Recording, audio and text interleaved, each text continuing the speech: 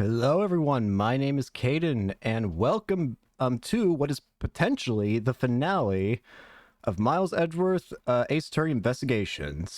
Last time, we finally figured out who the Yatagarasu is, and rather what it, or rather who they are, because it's not a single person, it's actually an organization. However, there's still something left in the game for us to solve, which is the ringleader of the smuggling ring. So that's what we're going to be doing here today. I don't know if this is going to be a long stream or a short stream, or heck, it could even be average stream length. All I know is I'm probably going to go from here to the very end. So let's do it.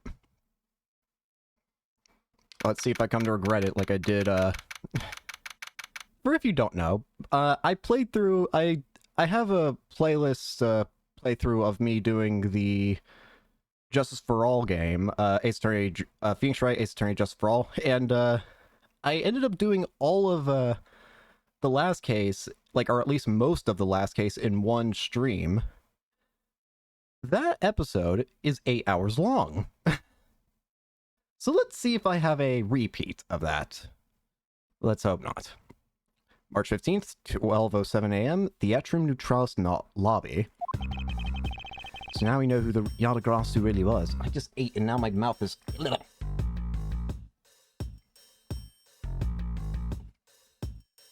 feel like I can't do voices right. Gumshoe, I'm changing voices all the time. Sir, what's happening to you? I don't know. Oh, okay, sorry. So, now we know who the Yatagarasu really was. And yet, there remains much to this case that needs to be solved. Like how the weapons cross country lines, for example. The two countries have incredibly strict security systems and entry procedures. Bad mention that it was somebody who was above the law. And if you ask me, the only people who are above the law are probably, big name people. In which case, there becomes two suspects if we're going to talk about people we already know. Those being Polano and Carcass Alba. I don't know... I definitely don't think it's Polano, honestly. Because, I mean, he's been too nice and he's been too honest for his own good. So I kind of doubt it's him. And Alba... even though we don't know much about him, I don't know. I mean, he is a frail-looking old man, so... but then again, maybe it's just what he wants to be seen as? I don't know. But I don't know if it's him either. But, at the same time, him and Polano are currently the only people who I would consider above the law. That would at least fit with what Bad was trying to say. So, we'll have to see. Short of a miracle, it's impossible for someone to have smuggled them in. Smuggling them in, huh? We will need to open a new line of investigation on just this aspect alone. But before we do, I would like to go through my evidence once more. Unnecessary evidence has been removed. Remaining evidence has been rearranged.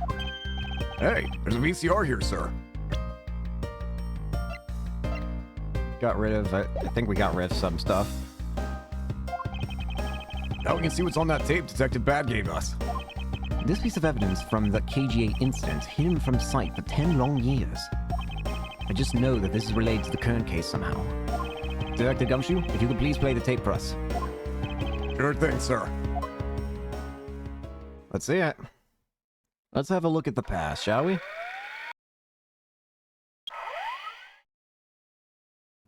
Oh, it's Manny. This man. It's Manny Cochin. And he's holding a knife in his hand. This looks like footage from a security camera at the entrance of an apartment building. An apartment building? How do you figure that? Unlike you, I actually read the summary file on the KGA incident. And the crime scene was the victim's own apartment. So this footage was shot at the entrance to the victim's home, or own apartment building. At the trial, Mr. Faraday claimed that this piece of footage existed. However, no one could find it. Because it had been stolen, right? Yes, somehow someone was able to steal it and hide it through Mr. Ernesto Romano. I can see now how this would have been a definitive piece, and why someone would want to hide it. But it's a piece of evidence from a 10-year-old case. There's no way it's related to this case we're working right now, sir. Actually, I believe it has everything to do with the case we're working on. I do too. I see something that was immediately obvious. Ringleader even went so far as to use Mr. Portsman to retrieve it. Which means that in this video lies a very inconvenient bit of footage to the Ringleader. Where? Wait, what was that? Huh? That bit you just played just now. Please show it to me again. This one? Let's see. Here, there you go. Oh. Huh. This car. This is something we cannot overlook. Oh! Wait, I think I get it. Hang on. Yeah. Wait.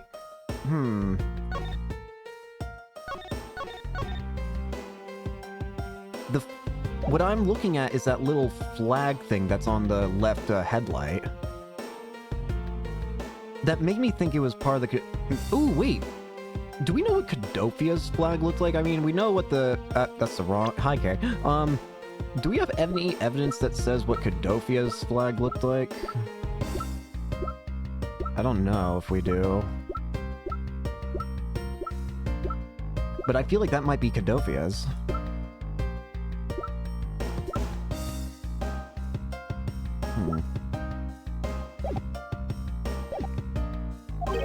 What is that, sir?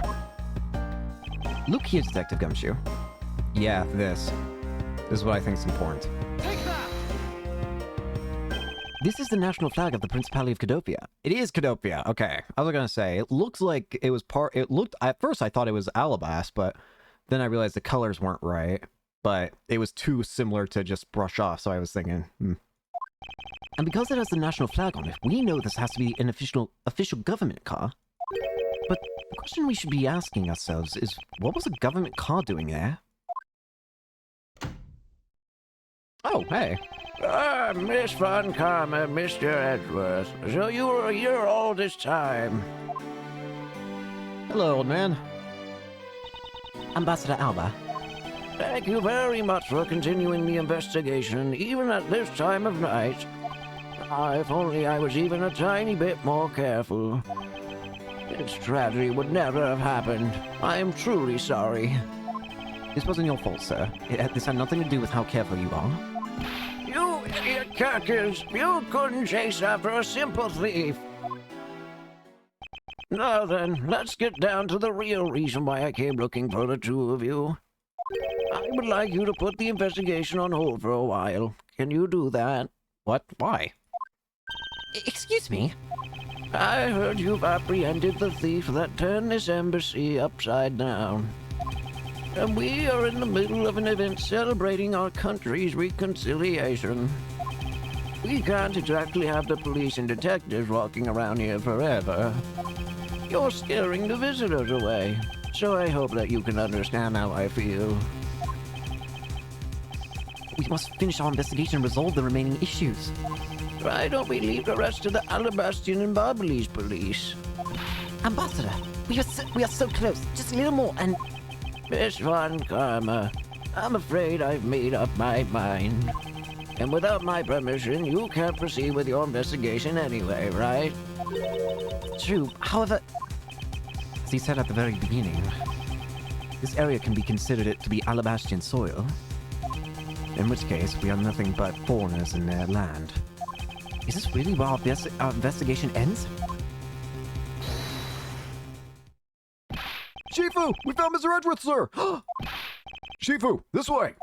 Lang! Yo! How's your leg?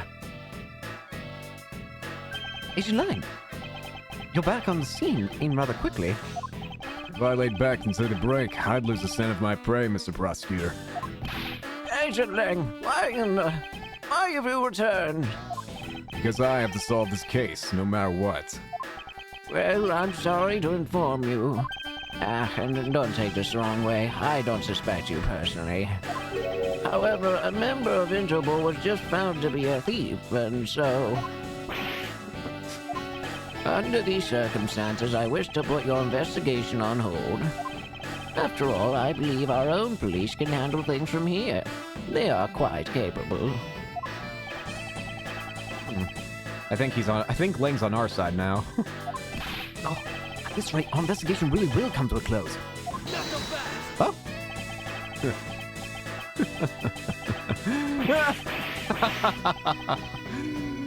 Ambassador Alba, I get it now. I really do. Oh, I'm very glad you understand how I feel.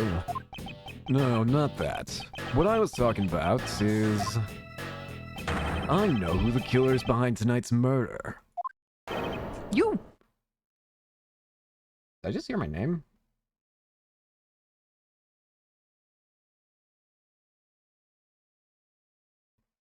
Sorry, I thought I heard my name. Oh crap, I did. Hang on.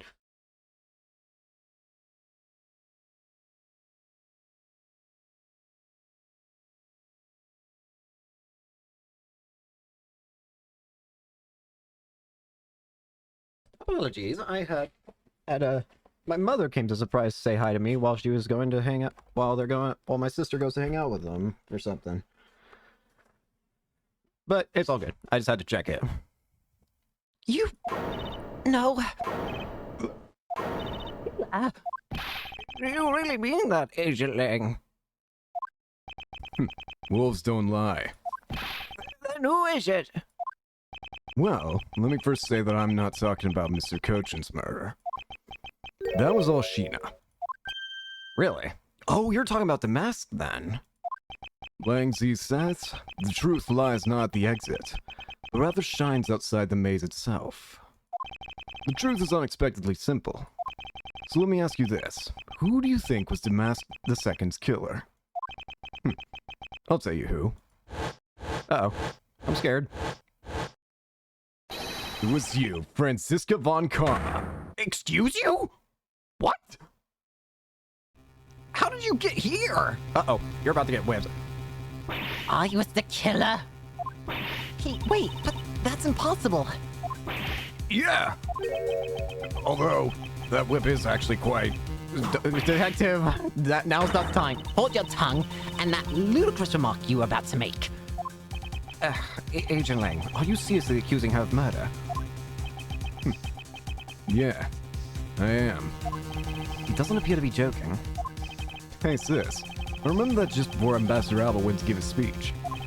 He called you into his office, right? Yes, he did. But what does that have to do with anything? I'm getting to that. Furthermore, in order to solve both cases, you moved around rather freely between Alabasta and Babel, did you not? Objection! And where is your evidence that I'm the killer? I was just getting to that. Trust me, I'll show them to you in due time. Ambassador Alba, in order for me to bring this case to a close, I'll need to inspect your office one more time. Will you grant me permission? With things as they are, I suppose I don't have much of a choice, do I? Good, then let's move out. Oh, and don't even think about running away, sis. My pack will be keeping a close eye on you, and you can bet your bottom dollar on that. As if I would have any reason to flee. But just so we're clear, your logic better be sound. Because I'll accept nothing short of a perfect explanation. She seems rather upset. Not that I blame her. I expected that you'd accept no less. But we'll see how long you can keep that nose of yours stuck up in the air like that. Hold it! Agent Lang, as someone related to tonight's case, I request that you allow me to take part. And so that I may clean up my superior's mess. I guess I should. The more the merrier, especially when it's the peanut gallery. Oh, in that case, I want to join in too. I still haven't seen what it looks like in Alabasta yet.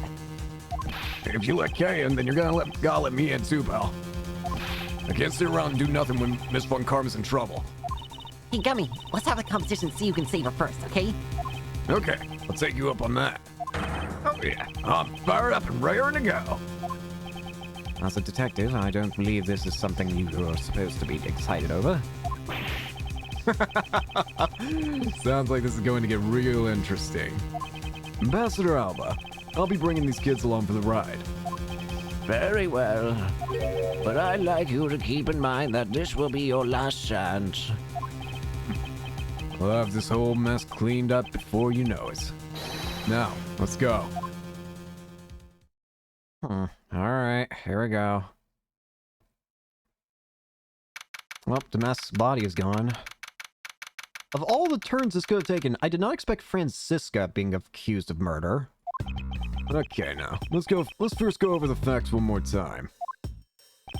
Manny Cochin's body was found over in the Secretariat's office in Babel. The weapon that took his life was one of Alabast's ornamental knives. And then, the body of Damas II, Mr. Akashi No, was found here in the Alabastian ambassador's office. Through our investigation, we found that the murder weapon was his Primadox statue, and that this is actually Babal's statue. This case, no matter how I look at it, sis, if it wasn't you, then there's no one else who could have pulled this off. Objection! I will kill you. Agent Lang, do you understand the full implications of what you're saying? Of course I do, sis. And I'm serious. I wonder if he is. You were on the trail of the smuggling ring, and you wanted any evidence you could find. And so, while people were distracted by the Agarasu's appearance, you snuck in here. That's when you two ran into each other. You and that other thief who took advantage of the confusion from the fire. Objection! Even if all of that were true, how do you explain the movement of the weapons? Don't worry, I plan to show that you're the culprit behind that too. You have permission to investigate both embassies at will. With that kind of free reign, you could have easily taken the weapons across country lines. Hey, now. Wow, he actually caught that! Huh! Well, damn. Bad may have dodged it, but he caught it! Wow! Look, sis, I thought I already told you, I'm not messing around here. This case isn't directly tied to the smuggling ring. But Sheena certainly is tied to the smuggling ring. He's right in saying that she is a member of the smuggling ring. However, the connection between this case and the ring... could it not be deeper than what any of us can imagine? Ugh. Let's get this ridiculous circus over with already. Francisca, you need to calm down, because you only know the facts of the Alabastian side of the case. I don't believe you can see the case as a whole, and therefore solve it. What? But don't worry, I'm taking this seriously as well, and I will prove your innocence. That's the only way to be, Mr. Prosecutor. But can you come up with anything else that can top my hypothesis? Of course, your explanation has to solve the mystery of the moving weapons as well. Of course, and I will. Let us now delve into the truth behind the murder of Damas II. Shall we? You do understand, don't you, Miles Edgeworth? This isn't just a confrontation against Agent Lang. If you can't figure out how the murder of Damas II is related to the smuggling ring, then it will mean the end of our investigation. As long as I have no good counter-argument to his hypothesis, then the best I can do is walk the thin tightrope and see what I can do. Come on, Mr. Prosecutor. Let's get started. Yes, yes. Oh boy, here we go. I thought we were going to actually investigate border crossing weapons. One of Alabast's knives was used in the Babal to murder Mr. Cochin. And the murder weapon in the killing of Damas II is Babal's Primadox statue. Somehow, these two objects were able to penetrate the two countries' impenetrable security. The only one who traversed the two countries just before and after the crimes was you. So as long as I can't explain how the weapons moved about, Francisco will remain a suspect. You got it, Mr. Prosecutor. So why don't you stop giving me a hard time? Under these circumstances, who the heck can carry a weapon across country lines? How indeed? How could you smuggle weapons of all things?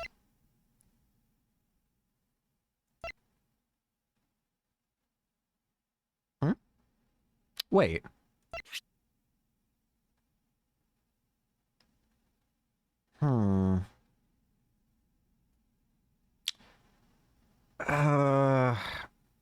Call me crazy, but first off, we don't know why this wire even exists. We just know that this was found in Babal's grandfather clock. But we don't know why. Why was this even part of this whole thing to begin with. What if it was used to do it? The thing I'm thinking is, do you think you could like tie an item to it, and then like have it like try and use that to like get it across to the other side? Because look at how the buildings are situated. Let's look at how the buildings are situated. Yeah, technically speaking, you could have a line from the left side to the right. Is it possible that that's what that is? I want to press him for details more before I make any assumptions. I've worked through every possibility, but there's only one plausible. That your boss. Ajin Lang, what I've learned from you just now is that you've lost sight of yourself.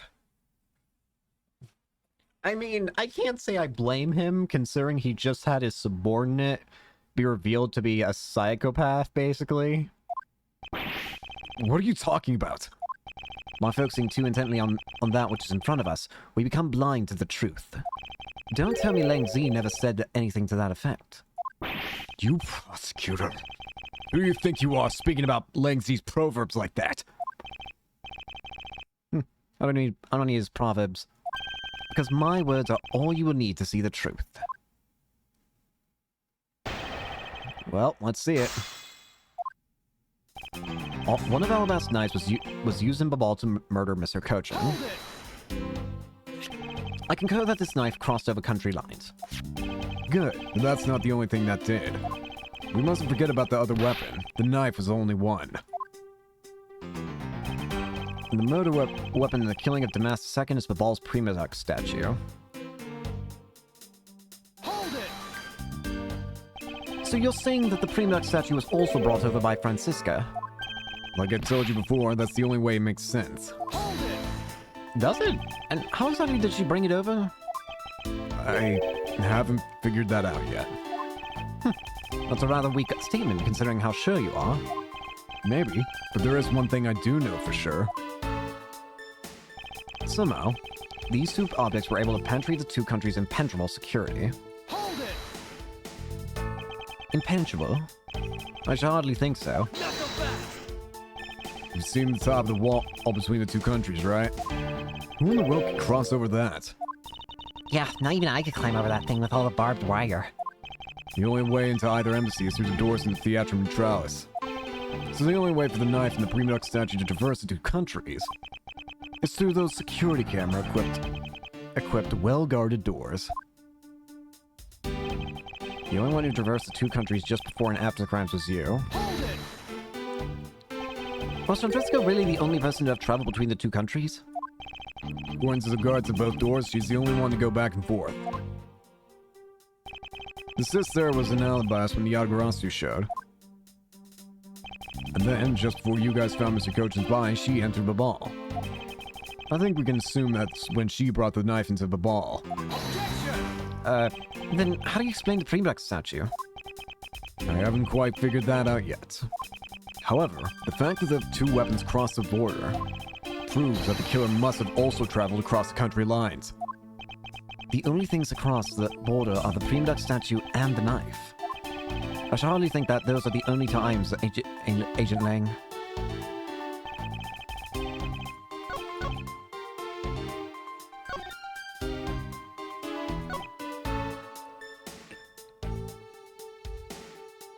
Oh, wait! Wait! The photo! Damn it. Thing has nothing to do with what I said, you stupid.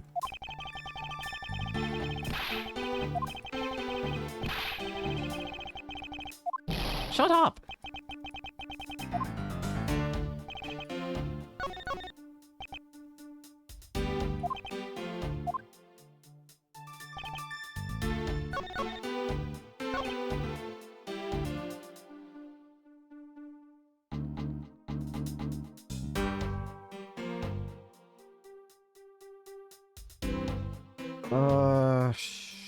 Shucks.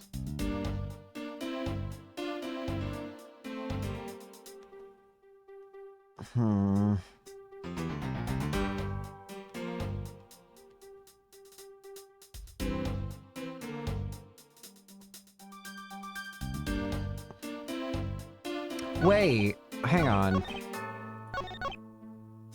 Wait, I just realized the thing. About that, you said... Which one was it you said? You said that it was, Babal's Prima Duck statue. Here's the thing, though. What about Alabast's? Alabast also technically crossed, didn't it? Otherwise, they both have to be at the other place, you know? Edgeworth, those two items are not the only two to cross the border tonight. Oh? Yeah. Damas II was killed with Babal's Prima Duck statue, yes. But if that's the case, then tell me, where did Alabast's Prima Duck statue go? To Babal. Precisely, and if the two statues really were switched, then this means that both statues were smuggled across the border at some point. Which means that a total of 3 items were smuggled across the embassies. I guess so. But you know what? It doesn't matter the number of items, only that Sis is the only one who could have done it. Because the only person who went back and forth between Alabast and Babal is her. Is that really true? Was there no one else who traveled between the two countries? Actually, there was definitely another person who paid a visit to both sides of the wall.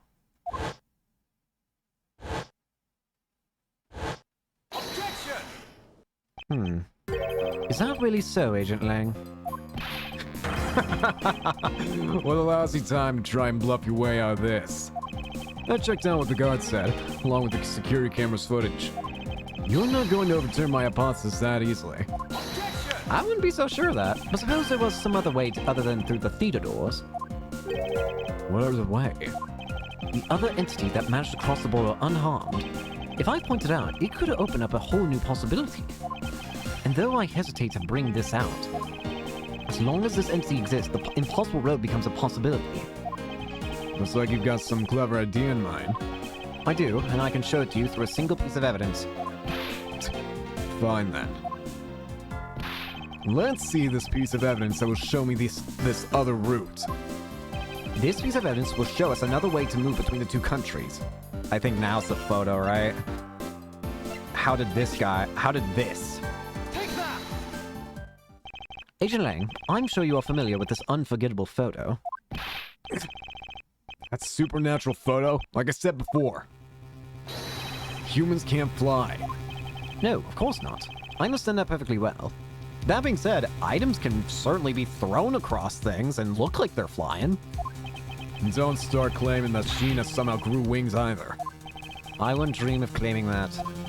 And I won't allow you to take back what you said either. And I'll say it again, it's not humanly possible to fly through the air without wings. So you better not have a good explanation for this, Mr. Prosecutor. Simple. It's not a person. Ugh, but how can I prove who it was that flew through the air in this photo? Wait. Not humanly possible? Eureka!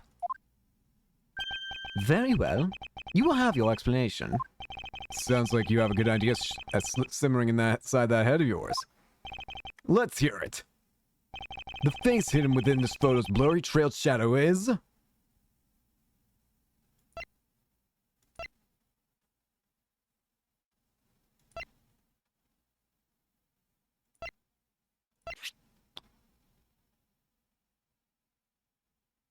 It was Alabast, right?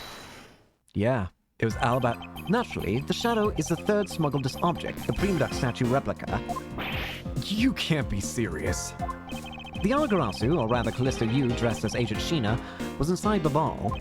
She dressed the replica statue up and close and launched it through the air. Mr. Prosecutor, you left out a very crucial bit in your explanation. I know I did. She launched it through the air. And how exactly did she do that? He's literally bearing his fangs at me. But he has a point. How exactly did it move through the air like that? As long as this remains unsolved, we won't be able to move any closer to the truth. Which reminds me, didn't you say this earlier? Hey sis, I remember that just before Ambassador Alba went to give his speech. He called you into his office, right? So, just before the murder, Francisco was called here, right into this very room. If that's the case, then that may be another avenue I can pursue. Agent Lang, in order for me to answer that question, I will need to hear testimony from Miss Von Karma. Oh, what are you up to now, pretty boy? Earlier, you mentioned something of interest to me.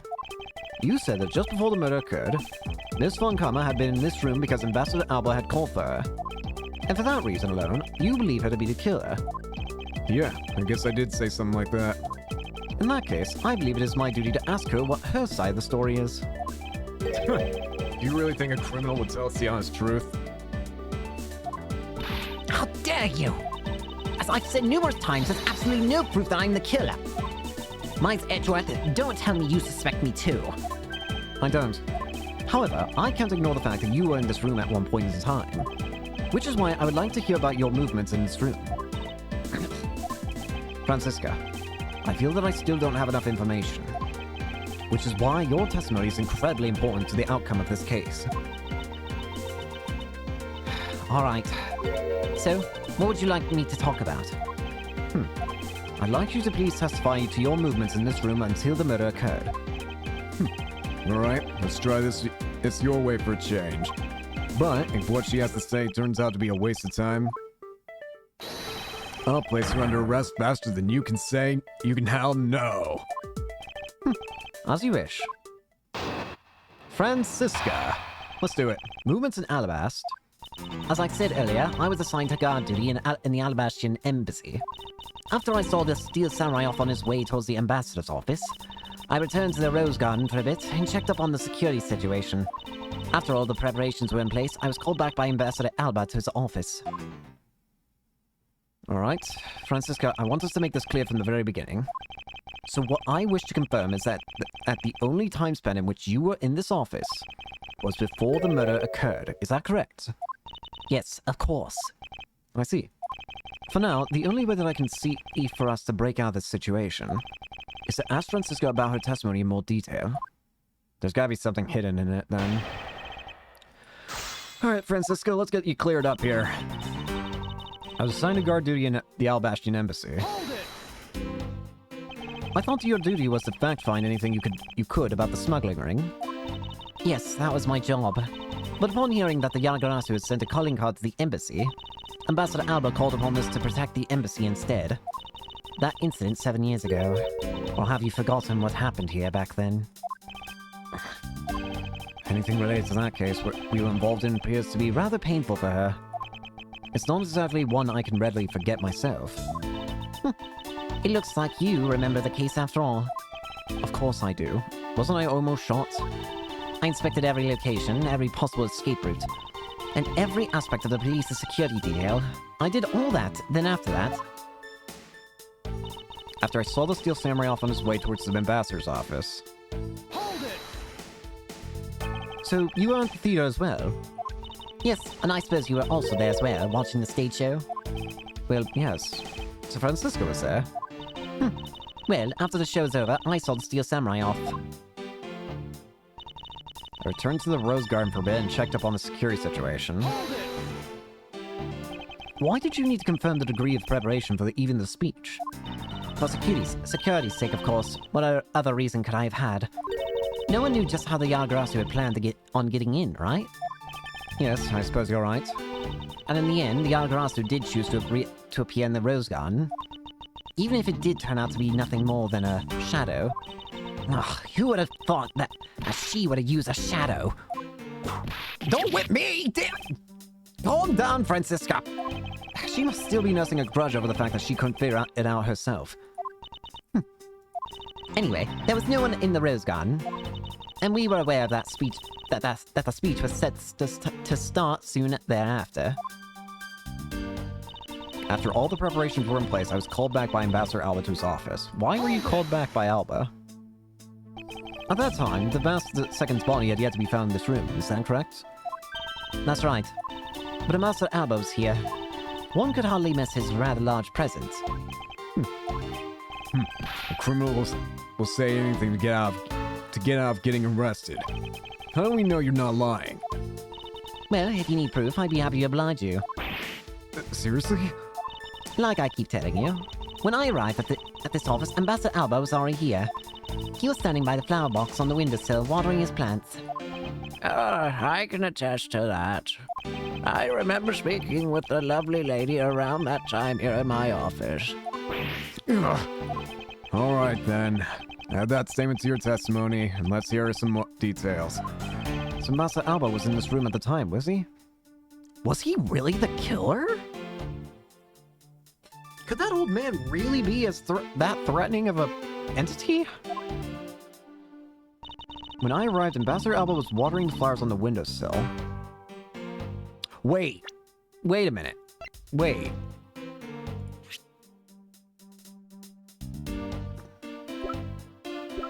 Let me press that for now. Hold it! For the sake of being thorough, I'd like to ask you something. How did you know that Ambassador Alba was watering his plants at the windowsill? What do you mean by that? The entrance to this room is on this side, however, the window is on the opposite side. If what you say is true, then when you entered the room, his body would have been in like a wall. He would have been blocking your view of what he was doing. Is that not correct? I suppose it was a bit hard to see around him. But fortunately for me, Ambassador Alba is not an immovable wall. I knocked before I entered, and as I did, he turned around to greet me, with a watering can in his hand. So it's only natural to believe that he was watering his plants, right? I suppose. After his greeting, we spent a little time talking about his flowers. He had obtained them himself and is growing them with the utmost care, you know. Yes, the plants in this room, they are all like my children. The passion flowers in the flower box on the windowsill are growing beautifully, too. All 4 of them are in full bloom. I'm sorry, 4? 4. 4. 4. What do you mean 4? Miss Von Karma, what did you just say just now?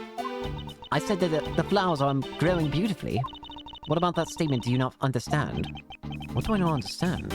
I don't understand why a certain thing is the way it is. I'd like for you to append that statement to your testimony. Very well. There were 4 large passion flowers in full bloom. There were not 4 flowers. Where'd these other 2 flowers go? Objection!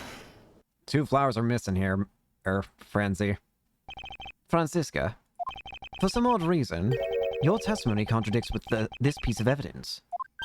It does appear that way. I knew it. I knew we couldn't trust your word, sis.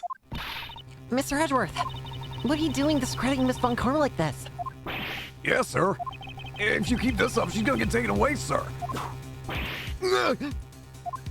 All I've done is state what I saw. I have made not a single mistake in my testimony. And for this, I'm still under suspicion for murder. Is the number of flowers really all that important at this juncture, Miles? At the very least, it is a contradiction in this enigmatic case. One that I find hard to dismiss as irrelevant. And let's hear it, Mr. Prosecutor. What does the number of flowers have to do with anything? What does it prove? I believe the answer to that will become clear if we were to examine that flower box. How did this contradiction come about? There must be something behind this discrepancy. My beloved flowers, I've grown them with the utmost care. So I ask that you please be gentle with them as you examine them, Mr. Edgeworth. I understand. I will. Just let me look at them. I won't rest until I've inspected every... Hang on. What? This patch of soil looks as though it has had something removed from it. Yeah. Wait! I recognize... Wait. What are you doing, Mr. Prosecutor? Why'd you clam up all of a sudden? I'm still here waiting for an explanation, you know. Did you know, Agent Lang, flowers are best appreciated in silence? It looks like 2 things were pulled out of this flower box. I get it! That stick! The name of these flowers, I believe they're called passion flowers. Despite being called flowers, they are actually a species of vine. They appear to be growing well and are well supported by these plant supports. Yeah, but no matter how I look at it, it looks like there are only 2 here to me. You realize, don't you, sis? Your little lie has failed you. Miles Edgeworth, hurry up and shut this man up for me already. I suppose I will need to use some evidence to shut him up, won't I? I have something I want to show. I believe I have just the piece of evidence you require. Huh? You do you? You have such confidence in the face of your current place. But I highly doubt it'll last until the end. You howl like a wolf, Agent Lang. But we'll see if you have any bite to back up that bark after you've seen the evidence. The truth of the passion flowers can be revealed can be seen in this piece of evidence. The hair sticks. These are not sticks. These are plant supports. Sheena, who was supposedly in Babal the entire time, had these hair sticks on her. That look exactly like the plant supports in the flower box. In other words, I believe it can be said that these hair sticks are in actuality support sticks for the passion flowers. And so what? Is this really all that important to the case? Of course it is. It means that we found yet another item that was smuggled between the two countries tonight. Yeah?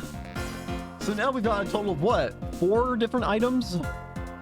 2 statues, 1 knife, and some plant supports.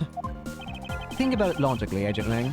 These sticks were originally in alabaster, but somehow they wound up in Sheena's hands, who was in Babal the whole night.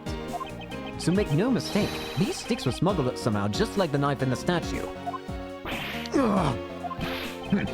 Very well then. I want to hear from you exactly how they wound up in Babal. How did these support sticks find their way to Babal, and why? There must be some reason as to why they ended up here. Aha! So that's why. Agent Lang, if you would please take a look at this and tell me its shape. This isn't our stick, isn't it? And so it is, but the shape of the support sticks is what's important. For when they are used with something in this room, that's when it all comes into focus.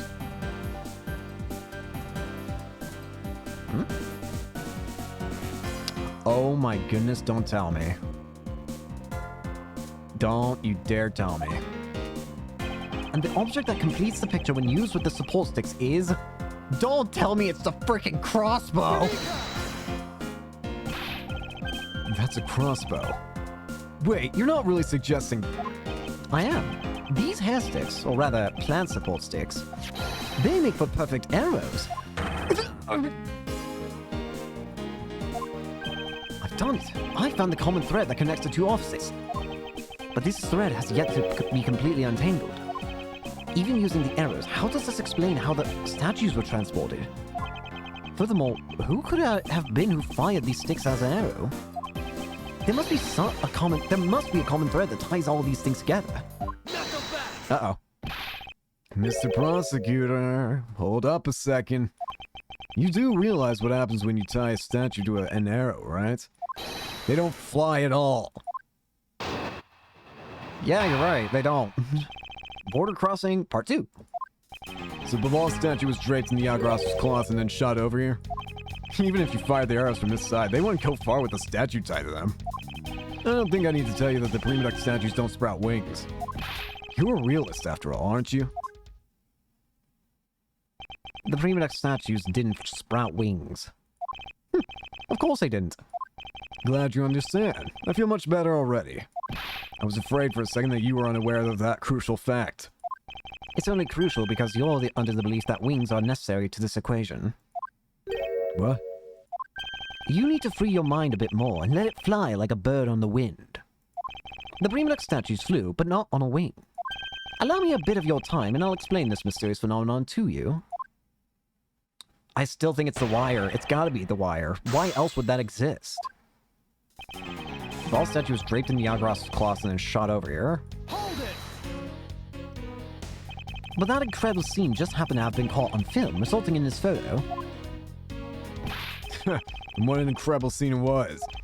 This photo was taken by a freelance photojournalist, right? Yes, so I hear. And not every photojournalist is known to be honest, right? Especially not the ones that sell photos of spirits and giant creatures at tabloids. Yes, I know what you mean. I've seen those sorts of photos many a time in court. There have been times when those photos have turned out to be telling the truth. If you had ever stood in a court of law, you would know that it's entirely plausible. And you really believe the stuff you're spewing right now? The courtroom certainly is a strange place, if what you say is true. But there really is something odd about that photo no matter how you look at it. Even if you fire the arrows from this side, they won't go far with the statue tied to them.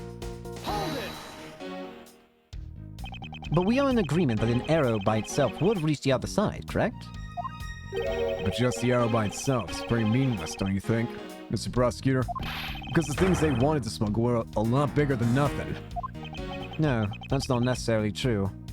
Oh, wait! Wait! I get it! I get it! I get it! I get it! I get it! Also, I can check this. Nice. I get it! I get it! I get it! I thought these loops were just an eccentric design quirk. But who knew that they were actually arrow fletchings? Yes, I get it! I get it! I think I understand how the statues got across. And why the wire... how the wire works.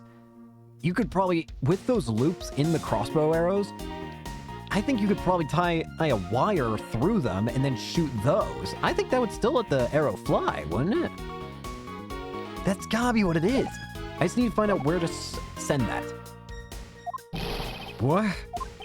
What I need right now is not for the discussion of my conclusions, it's the launching of my conclusions. What the shooter wanted to launch with the crossbow was not the statues themselves, but rather something a crossbow can launch that can be used to move the statues.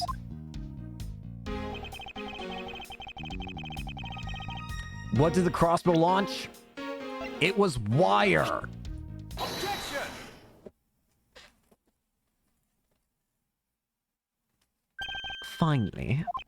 Finally, we have reached this point in our discussion, where I present to you that which was carried by the arrow from the crossbow. Again now, Mr. Prosecutor. I can see exactly what you're trying to say. You're saying that the wire was tied to an arrow and then shot into Mr. Cochin's office. All the way from the 5th floor of the Alabastian Embassy down to the 3rd floor of the Babli's Embassy. And if what you're claiming is really what happened, I can see how Alabast's Premix statue could be moved. Gravity could be used to move the statue down the wire from the 5th to the 3rd floor. But then, what about Babal's Premix statue? The dark shadow in this photo is clearly flying away from Babal,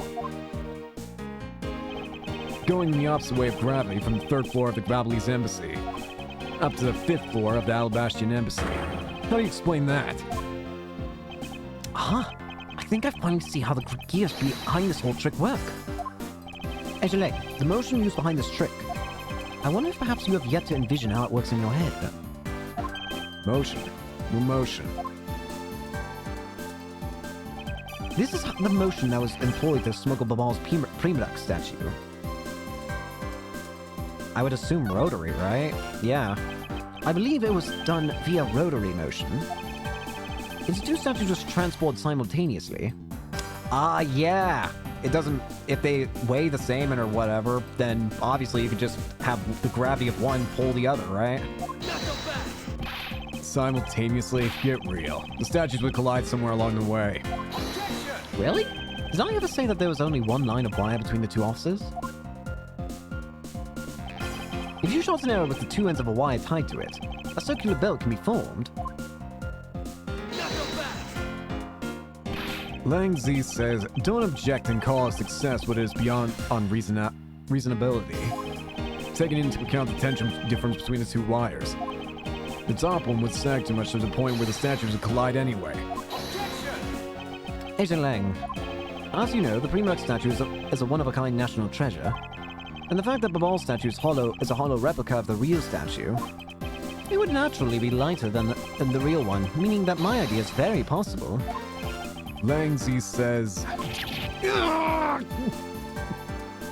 Langzy is in pain. Here's what I believe happened. Miss Yu and her mystery co-conspirator set themselves up in the two different rooms. The co-conspirator bridged the rooms by shooting the two ends of the wire down one arrow. Then the two of them covered the statues and proceeded to transport the statues. After the switch was completed, another arrow was fired. carrying the other end of the wire down to the ball where it was to be disposed of. And to do that, Miss Yu hid it inside the grandfather clock, QED.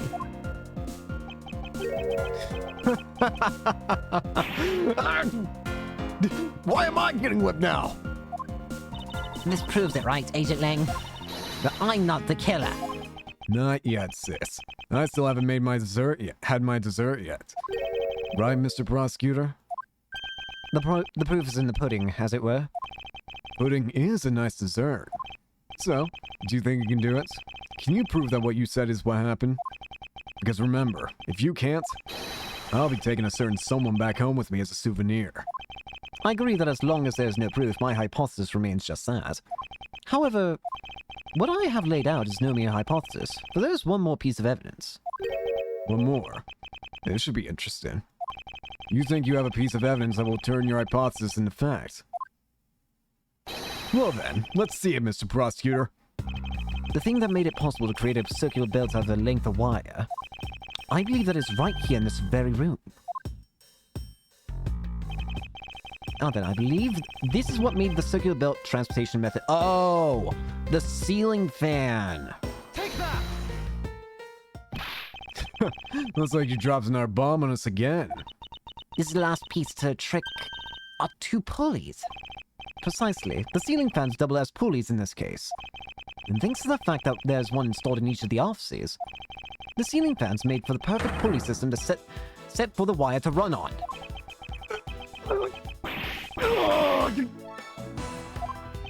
This must be it.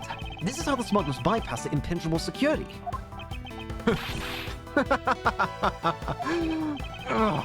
Really are something else, Mr. Prosecutor. I bet you figured it all out already, haven't you? You know the big hotshot that set up this real-life stage show is, don't you? The person who set up this rather large and complex stage show needs to be someone who had foreknowledge of the existence of a ceiling fan in both the Alabastian and Babli's offices, and that the Passion Flower support stage could be used as arrows. The real mastermind behind the case. Well, don't you dare make this wolf wait for his food. Why are you so hesitant, Myers Edgeworth? If you can't say who it is, why don't you present something like you always do? A single point of the finger here, and this case will explode into an international incident. However, it's already too late for me to stop the forward momentum. It appears that I have no choice now to rush in. There's a piece of evidence that will point us to who the mysterious mastermind is. A piece of evidence. I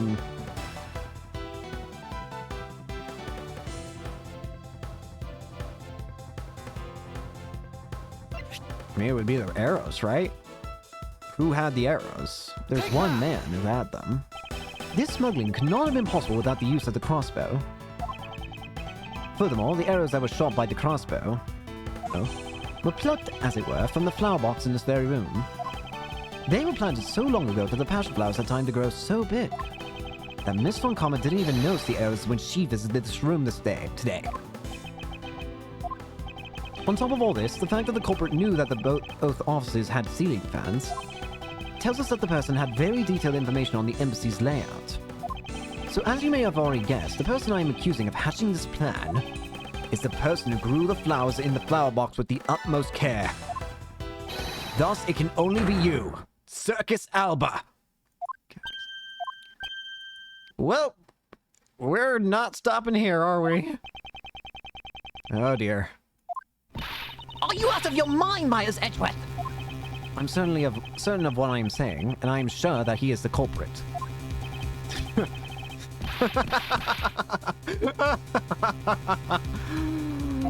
Tell me, Mr. Prosecutor, what was the ambassador trying to accomplish by doing all that stuff you just outlined? Why in the world would he need to use a trick like that? I understand your need to doubt me. However, there's one thing that stands out to me as very odd. Just one thing, huh? The one single end result Ambassador Alba sought to obtain. If we were to examine the focus of this complex trick, I believe we will finally find the answer to everything. Everything will become clear once we examine this piece of evidence.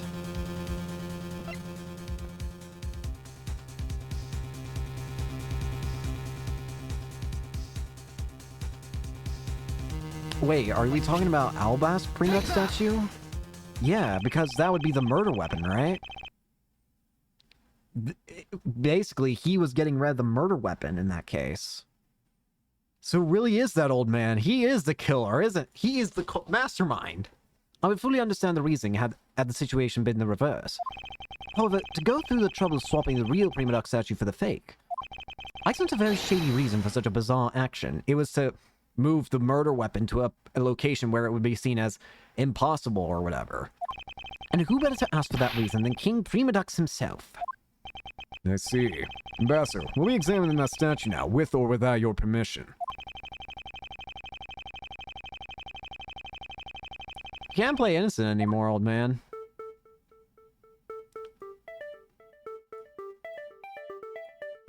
I want to look at that handprint. These are Mr. Cochin's fingerprints. The fact that they are on here suggests that this statue once belonged to Babal. It was smuggled from Babal to Albas, huh? Why was there a need for him to smuggle it in?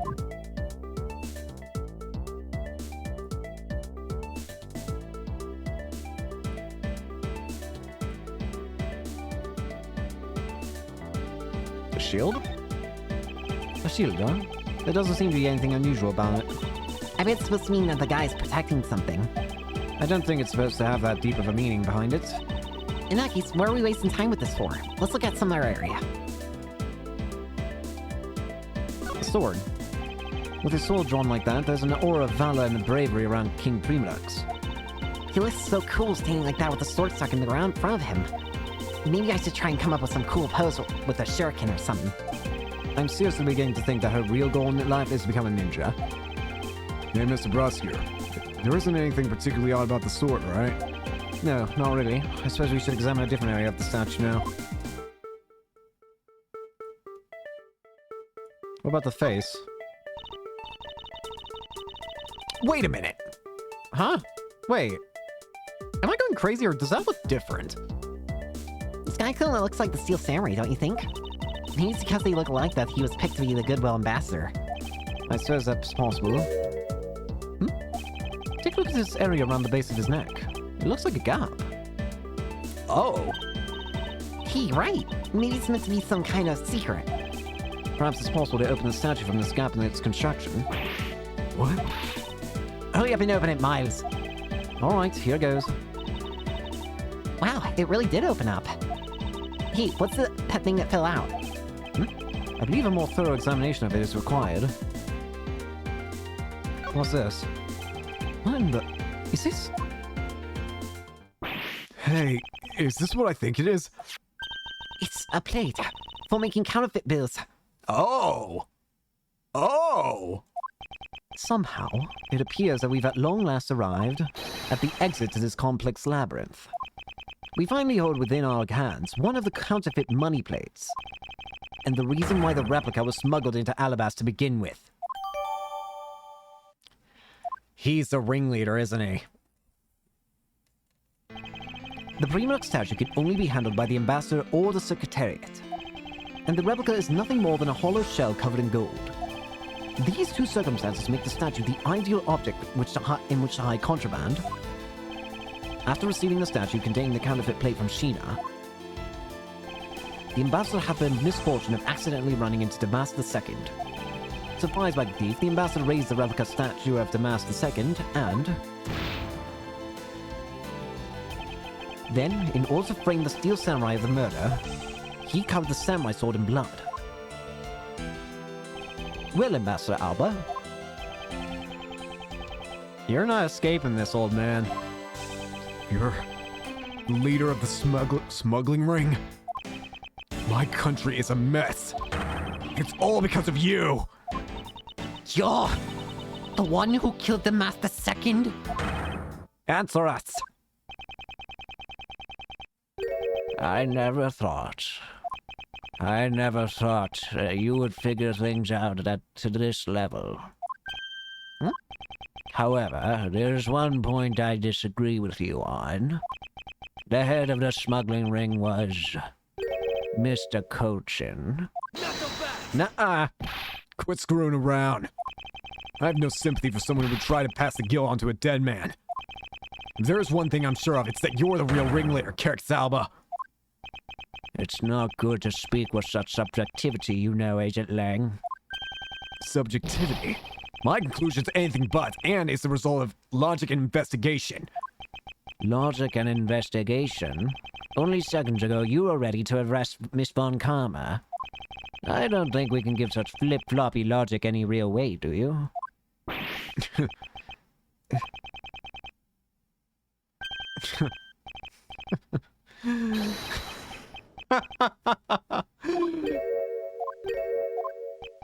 Looks like you still don't get why I came back. You didn't actually believe it, Miss Karma was the killer at all. You just wanted more evidence, did you?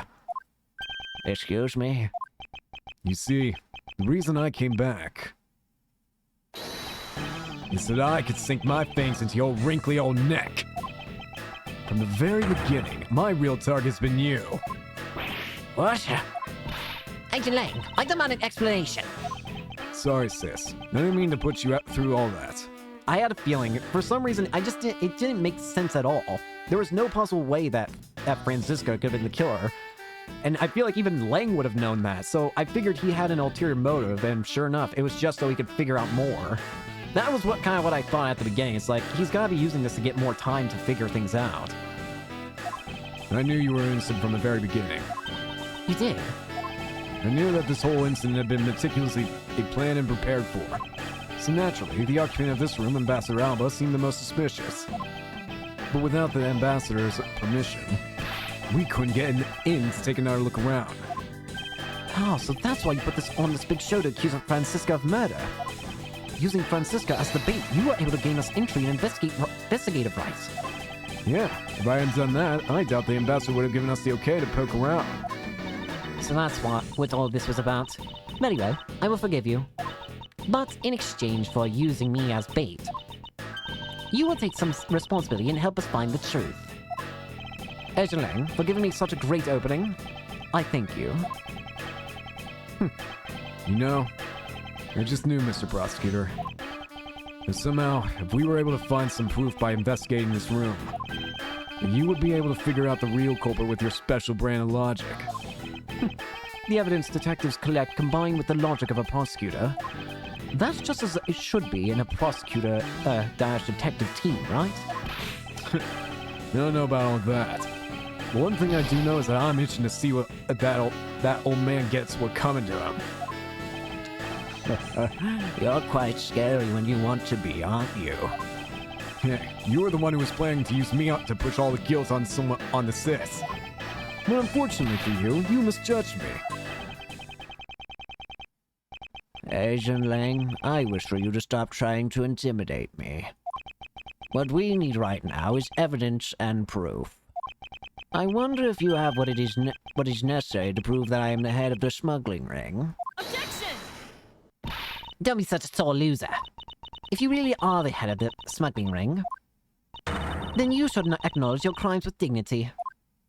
Dignity? That is nothing more than a fool's insincere display of strength. If you really wish for me to acknowledge my crimes, then I would like to first see some of this thing you call evidence. Ugh. I tell you, I knew nothing, really. I didn't even know that a counterfeit plate was hidden inside that statue. That's some bull. You swapped a real statue that vested in your country the authority to rule for a fake. It doesn't make any sense that you didn't know anything. It doesn't make sense? Where doesn't it make sense? Can you prove that it doesn't make sense? Ugh. He's really got this. He turned the entire situation around again against us. The proof that Interpol has been after, which points to this man as the ringleader. If we can somehow find that proof now, we can see through it that justice is finally served. Is there nothing I can use to break this case wide open? The tape! The trump card in the videotape. With those two items, we might be able to finally bring this man down. But the card is evidence from a case that Mr. Faraday hid away in secret. And the tape was stolen by Detective Bad. From the police. They're both illegal evidence. No matter what, a protector of the law can't be allowed to use such piece of evidence. Needless to say, we Von Karmas are commanded not to achieve nothing but victory, and by any means necessary. The only way to bring someone like that to justice was to do so outside of the courts. That's what we thought at the time. I no longer follow the path of Manfred von Karma. And I won't follow the path of the Yatagarasu. This leaves me with what? What creed will I believe in? If I want to pursue the truth, then I will sully my hands in illegality. And if I want to pursue justice, then I will lose the truth. What is the law? And what is justice? And which path is a prosecutor supposed to follow? That choice is one I must make by my own hand here and now.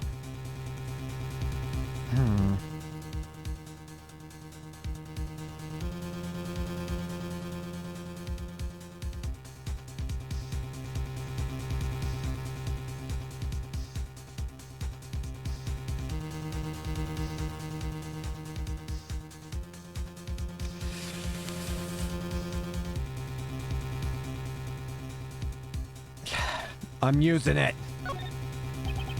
There's no limit to the law. Any limit that exists was set there by man. When a person goes beyond that limit, then the law too crosses into new territory. For what reason were the laws invented? The answer to that is what I must now show. Ambassador Alba, I wonder if you might recognize this. Oh, I wonder what that card is. I've never seen that before in my life. It's a director's card used by the ringleader, the leader of the ring, to relay instructions to his subordinates. Oh? Is that what it is? This card was sent to the real culprit behind the KG8 incident 10 years ago. A man by the name of Mr. Manny Cochin. Oh, so why do you have such a card in your possession? Because it was hand-delivered to me by a certain great thief, the Yatagarasu. The Yatagarasu gave that to you? Don't talk nonsense, and let's be serious, Mr. Edgeworth. Do you have any proof that the card contains directions from the ringleader? I'll have you know that the card is not the only thing I was given. What? This contains security footage that was shot just before the start of the KG8 incident. The KG8 incident? The card and the video. These two pieces of evidence are what will seal your fate. Very interesting. I must admit, I'm very curious now. Very curious indeed in these case-deciding pieces of evidence you presented. The prey the Yatagarasu has been chasing all this time now stands before me. I can't allow this man, who has had free reign for 10 long years, to simply walk away. Now is the time for me to bring to fruition the valiant spirit that was given to me. March 15th, 1:34 a.m., the Atrium Trust lobby. So, what is this interesting thing you wanted to show me? The trump card and the videotape. These two pieces of evidence together make for the ultimate hand. And this is where the real meaning behind Detective Bad's words will be realized. Detective Gumshoe. Sir, yes, sir. What you see here is security footage shot just before the KG8 murder occurred. From this footage, we know that this card is a directives card from the smuggling ring. This is the section that proves that the card was used to relay an order. The fact that it exists in the photo itself. Take that! Or in the footage, sorry. As you can see, Mr. Cochin is holding the card in his right hand. I see. The killer is indeed holding a card with the exact same design on it. But that card and the one you have, just because they look the same doesn't mean that they are, does it now? Ah, but there is a very easy way for me to prove that they were, in fact, the same one and the same. All we have to do is simply take a look at this. Let's take a look at what's on the back. Actually, a section of the text has been obscured by blood, but it's clear the writing is Cadofian. According to Detective Bad, Silent CCU is what is written here, along with the method to be used and where she lived. The evil intent displayed in this writing will not go unpunished. What about the blood? This dark red blood. Yes, this is your proof. Proof that the orders on this car were played out in that terrible tragedy. The blood belonged to the victim of the KGA incident. With a bit of DNA testing, we can very easily verify that as fact. If you have no objections, then I'd like for you to take a look at this next piece of footage. This car that passed by in front of the victim's apartment building, it's an official Cadofian government car. What? Detective Gumshoe, if you could please magnify the footage. This area of the footage directly links the smuggling ring with Cadofia.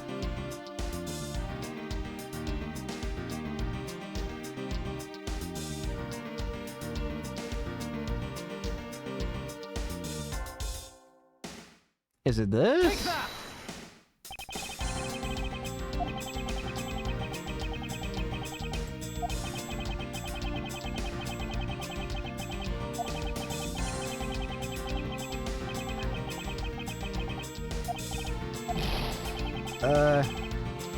Wait, I'm confused, what?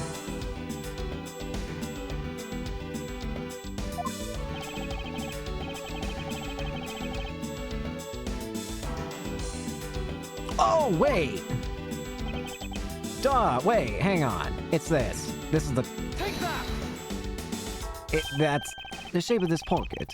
And the director's card in it. Yeah, that's the card, duh. I'm sorry.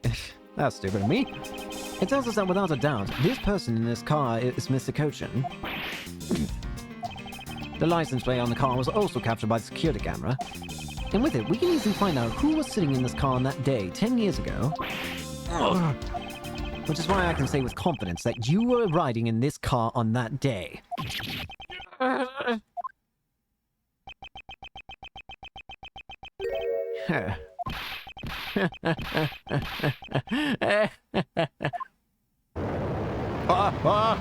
He's growing! Oh! Oh, hi! You've done well, boy, to make it this far. However, about your claim that I was riding in the car at that time, that's going to be mighty difficult to prove. How so? Also, you got tall. The Principality of Cadofia no longer exists. So naturally, all records from that time period also no longer exist. Arrogance. What he really means is he's already erased all traces of them. Are we finished here, boy? The only weapon I have left to me now is this piece of footage. There must be something here that I can use against him.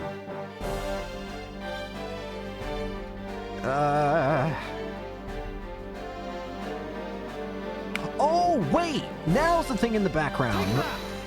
Because I just noticed something you're doing right there. What the? Hey, you're making it pretty easy for me to tell. That's your medal in the back there, isn't it? Ambassador Alba. Yes, what is it? You were once an army man in the service of Cadofia. And it was you who made the many missions you participated in successes, right? Correct? Why the sun backhanded praises, boy? Although, to be sure, the brilliant medals on my breast were awarded to me during the era of Cadofia. But now I'm the only one who owns this particular medal. Ah, thanks for telling us that. So you're the criminal, is what you're saying. In that case, the only person it could be who is sitting in this car is you. How do you figure that? By the medal captured here in this footage. It is clearly the same exact medal as the one on your chest. Your face broke? How? This is how it will be. But I won't look back. For this is the path that I've chosen.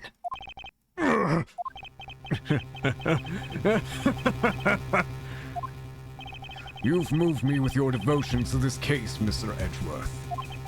Why is he taking such an arrogant stance with me? It's almost looking possible, isn't it? For the lot of you to have come this far, it looks like I just might lose our little game this time. You might lose the game this time. You don't get another round, Mr. Ambassador. Is that a fact? Very well.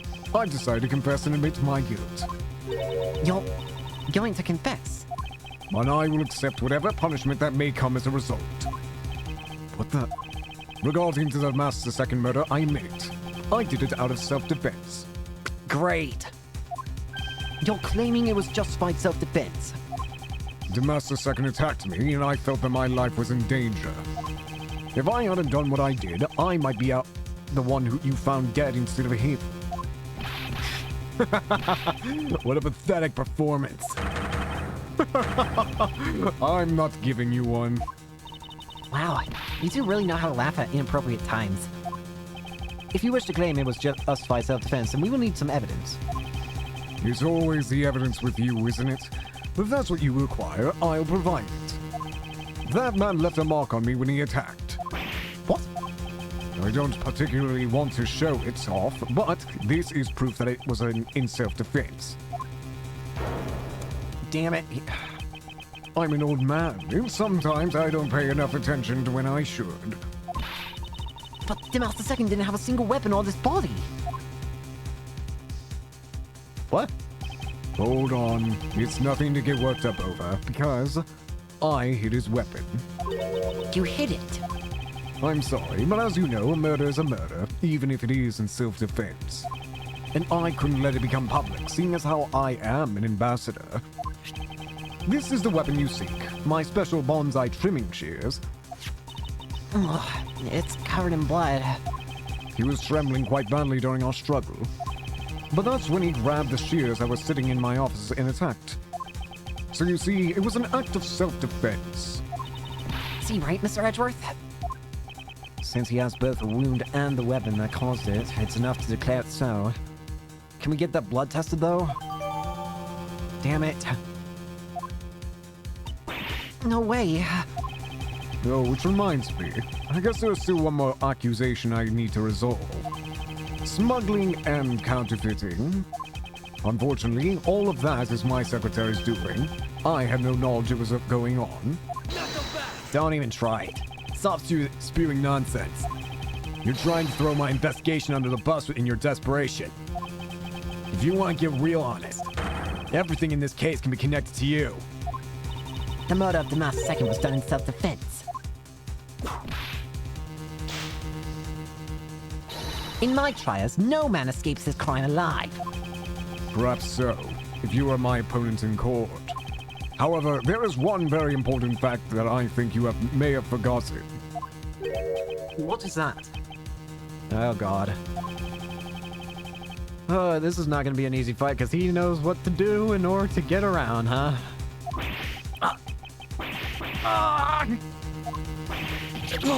That's what you mean! Extraterritoriality. That's right. This embassy sits on what is effectively Alabastian soil. So any trial that is to be held will be held in Alabast. Therefore, the crime I just admitted to will never be tried in your courts. Agent Lang, what is Interpol's stance on this? Agents investigate. That's our job. The judgment of people who have confessed to their crime, that's the court's job. Oh, And I have already confessed to all of my crimes, Agent Lang. Furthermore, by the very nature of my position, I have full territorial rights. These rights are effective even on your country's soil. Therefore, no matter where a crime may take place, I will never stand in trial in one of your courts. that arrogance in your expression. That's nothing like the face of someone who's ready to accept the consequences. Don't tell me you have your own country's judicial system eating right out of your hands. These crimes you all speak of so seriously. To me, this has all been nothing more than a game. You may chase me out of this embassy with your accusations, but it's no big deal. Alabast has numerous other embassies in other countries around the world. All you would accomplish is you would change the backdrop of our little game. These two layers of protection are extraterritorial. extraterritoriality provides him. This is why he is one of those who cannot be brought to court. So that's what bad meant. You see now, don't you? I live in a whole different world than you. Now, if you'll excuse me, I need to go and fetch your eviction papers. Ugh! It's nothing we can do! So now we need to find a way of getting around his extraterritoriality. We know for a fact that he's guilty, but we can't get him out until we can, like, get around that extraterritoriality. Because even if we know he's guilty, he's just gonna get scot-free because of some bull laws. March 15th, 2:11 a.m. Theatrum Neutralis Lobby. I can't believe it, sir. Extraterritoriality? Yes, and there is nothing we can really do about it.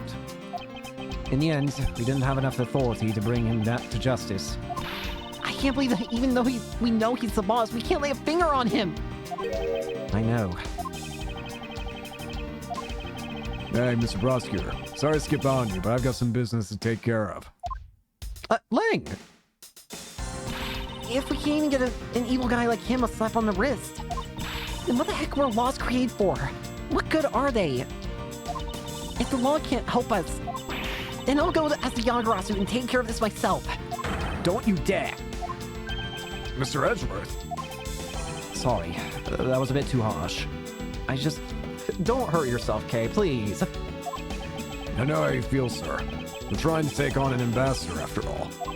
You did tell us earlier to get out of the theater. This is kind of their country, I guess. But I feel like I've been slapped across the face for just doing my job. What am I going to do? Should I retreat for now and formulate a better plan of attack? Huh? Come on, everyone. We can't give up yet. Okay. I want you to think about something for a sec. We've never let up for even a second, and as long as we don't stop investigating, we might find the rotten treasure hidden here. She's right! Come on, Mr. Edgeworth. You're right, Kay. Very well. Let us reopen the investigation and see what we find. Come on, Kay. Right behind you. Okay, then I'll go check out the ball a bit more, sir. There might be something more we can find. And I have something that I need to investigate further in Alabast. There's gotta be something we can do to nail him. Now then. Before I gather any more information, I should do a bit of housekeeping. Passion Flowers data erased from my organizer. There's gotta be something that we can use. Ambassador Alba seemed agitated over something. I sense that there is something he didn't want us to investigate. Interesting. I wonder why. There are two special circumstances that surround the ambassador. First, the embassy itself has extraterritorial rights. If something happens on Alabastian soil, we are unable to legally prosecute him.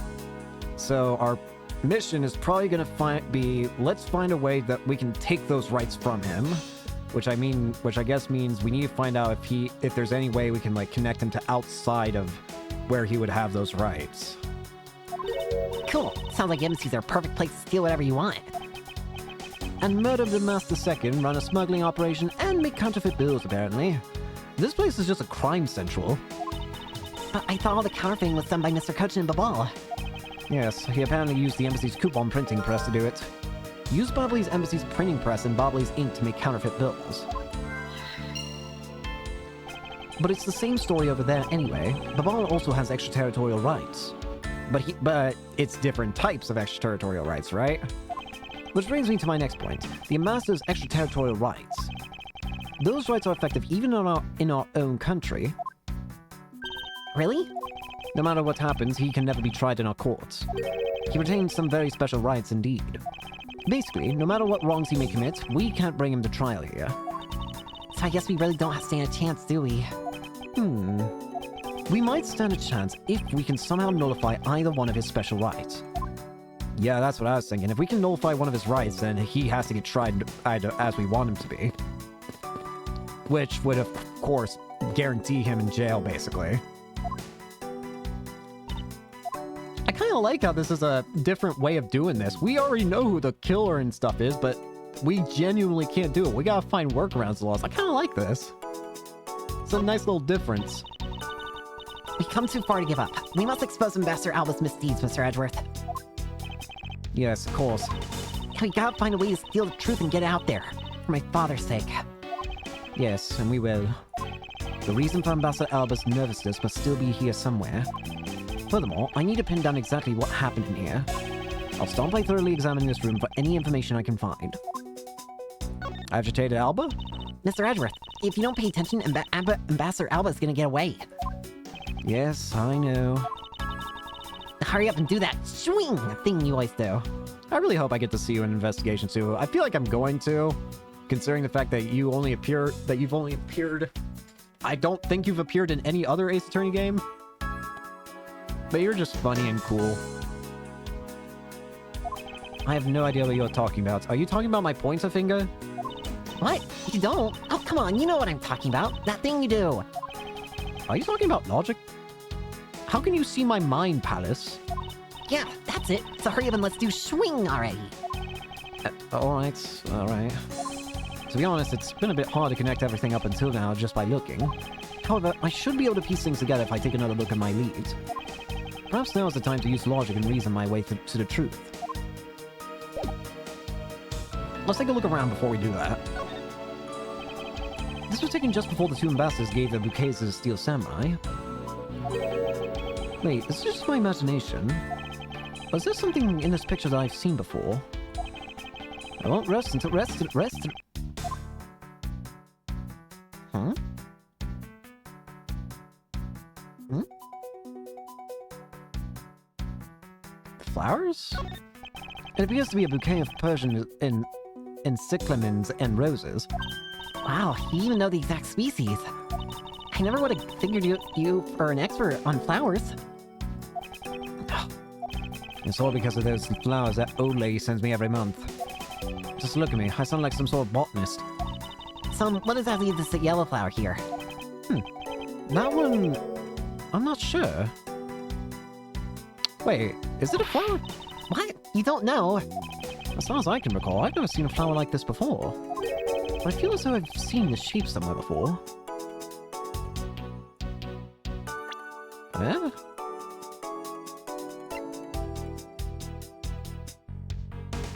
Oh! Wait!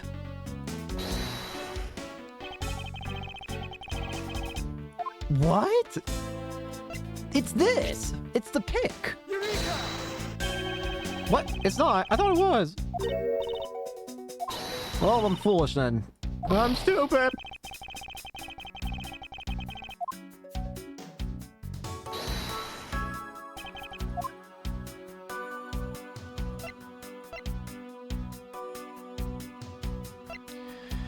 Maybe I don't have quite what it is yet.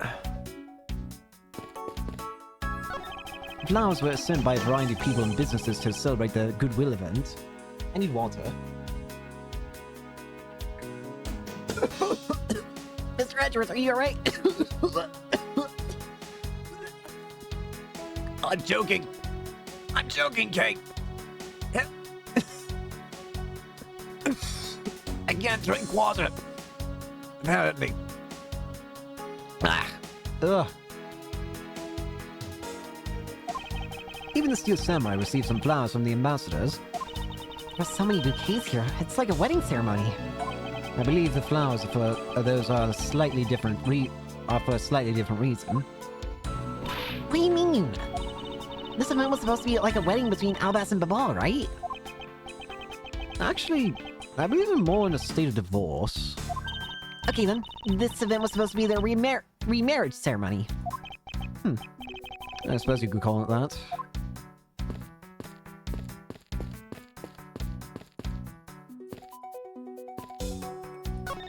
These flowers were sent by the Global Studios. Global Studios? And that's where they filmed the Steel Samurai television show.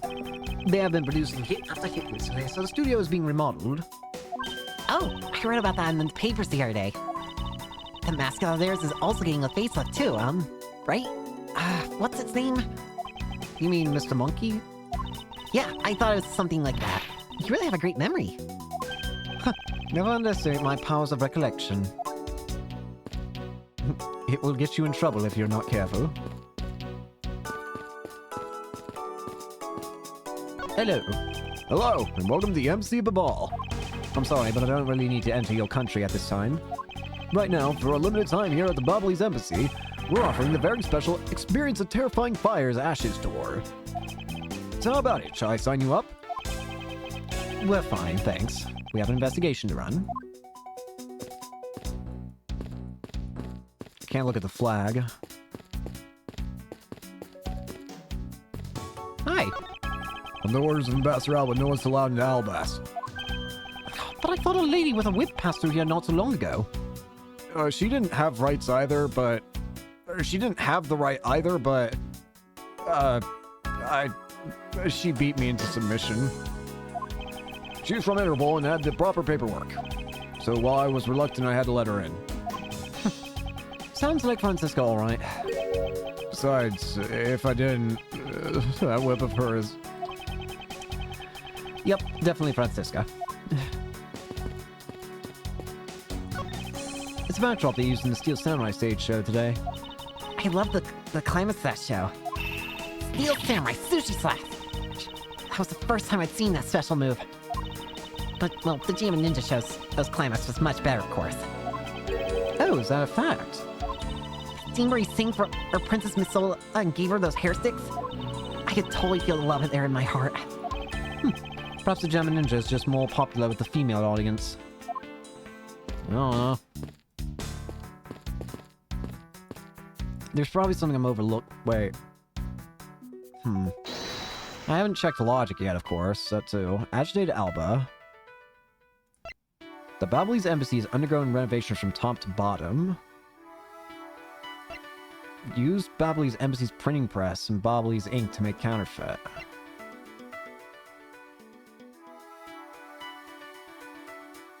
Wait, do you think... This is probably gonna get me hurt, but I'm gonna try it anyways. I am right! We know that the counterfeit bills were printed using the embassy's press, but they're renovating. But the necessary materials, such as the Bobbly's ink and paper, must have been hidden in a secure location. But what do you think would have happened if the renovation had begun? Well, he probably had to find a better hiding place or get rid of it all. Right, so we can assume that the renovation was the cause of the plate in Bill's disposal. And the reason Mr. Kojin was killed as the ringleader of the smuggling operation, so that's why he was killed. Because the renovations probably would have revealed things. Based on what we know, who do you think was the one with the most to gain? Caracas Alba? It's the one person who has been erasing all evidence of the smuggling operation. From both embassies, the co-conspirator who is mopping up Ambassador Alba. Ambassador Alba had a very strong motive to kill Manny Kochin. Alba could conveniently place all the guilt for the smuggling onto Kochin.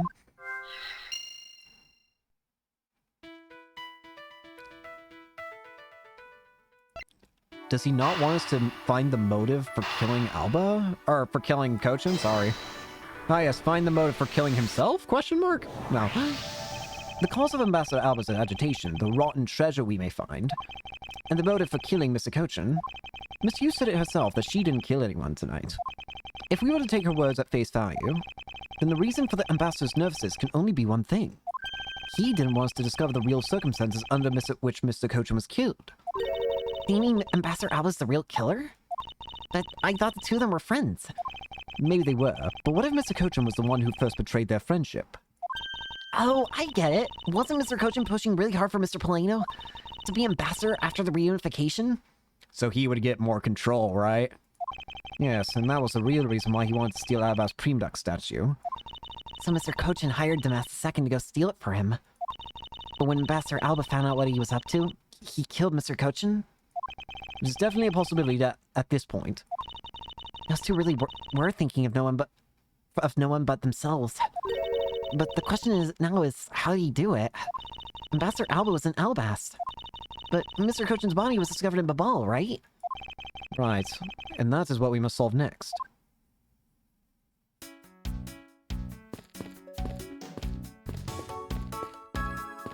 I think now I have to actually figure out what is in this photo. It's gotta be the flower, right? Wait, what did it just say?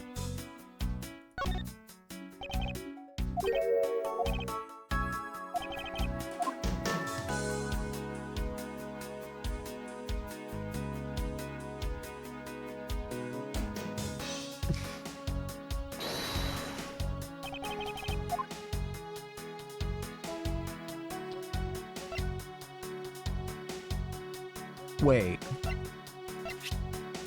Oh my... Wait! It's the knife! Ball's national symbol is the butterfly, and Alabas is the flowers. It's the knife! I didn't even think of that! It would appear that someone is employing the old hide a tree in a forest trick. What are you mumbling to yourself about? Wait, what? The handle on this knife. Ah! Yes, it's the handle that was supposed to be on the blade that killed Mr. Cochin. The weapon that killed him was carried through the Theatrum Neutralis, in the very bouquet Ambassador Alba was carrying. Well, isn't that a sight? The flower motif. It looks like one of the flower petals is missing. Yep, and that's where the pick comes in. Oh, and take a look at the weapon itself. It's missing the exact same petal. Then the knife in this photo is most definitely the same as this murder weapon. Yep. I believe we now understand why Ambassador Alba was so nervous and agitated. It must have been something to do with where Mr. Cochin was killed. A place where the Alabastian ambassador was likely to meet the Babalese Mr. Cochin. The place where Ambassador Alba happened to have committed the murder is... So, wait. If we think about this... Would it have been in the theater? Take that! It would. The only place that makes sense is here, the Theatrum Neutralis. I was about to say, if it's not the obvious place, and the only other place that would make sense, that would potentially mean he has no rights, is the Theatrum Neutralis. What? Here? The Goodwill event was being held here today, correct? So the only place that both of them would have been in is here. But if that's the case, then everything changes. This theater isn't actually Alabastian land. So that wipes out one of those extraterritorial rights he has. It makes logical sense, in which case, it is a reason for us to investigate further. So what should we check out? Let's see. I believe we should check the immigration records for both Alabast and Babu post haste. Babal's records should be easy to obtain. However, the problem will be Alabast. I wonder if they would allow us to see their records despite the order to vacate. Objection! Wait! Do you already got them? I'm already one step ahead of you, Maya's Edgeworth. Francisca! I have here the security footage from both Alabast and Babal. You would do well to take a look at its contents. Thank you! You move fast. Avan Khanna strives to be perfect in every way. It's not in my nature to keep on retreating like this. I took the liberty of looking over the Babal investigation reports as well. From now on, you will make no excuse to back down or say that we can't solve this case. I'm sorry about earlier. We want to be beaten, because my cute little subordinate is going to try his very best, isn't he? Hasn't she patronized me enough already for a lifetime? So this video contains footage from Alabast's immigration screening area. I really hope there's something in here that we can use. Let's find out. Thanks, Francisca. 5:21 p.m. There he is! Okay. Hi. Which man's foot should I examine? I want to see the second. Hi there. I can't believe how completely fooled I was by the way he carried himself. He had me fooled too. According to the files I had sent for earlier, Ambassador Alba was a Cadovian hero. He saved the royal family from danger countless times. So what bothers me is why would a man like that create a smuggling ring? Even with all the authority I have, I still haven't been able to figure out why. Sounds like the ambassador was a hero who was corrupted by evil. But no matter what happened in the past, we can't let the man he is now escape justice.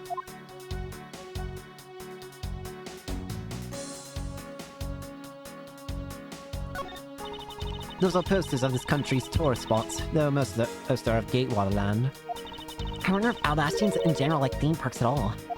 The guard who stopped you who stopped you has been to Gatewall Land a number of times, apparently. I guess they don't have theme parks in Albast, huh? Pity. Hello, sir. This man is the immigration officer who was on duty. He's making the exact same scary face he was making a minute ago. Wait, is this me or is he blushing? It appears he gets flustered around the ambassador. I guess the ambassador's well respected inside Albast, too. You can say that. The guard doesn't appear to be capable of looking at the ambassador.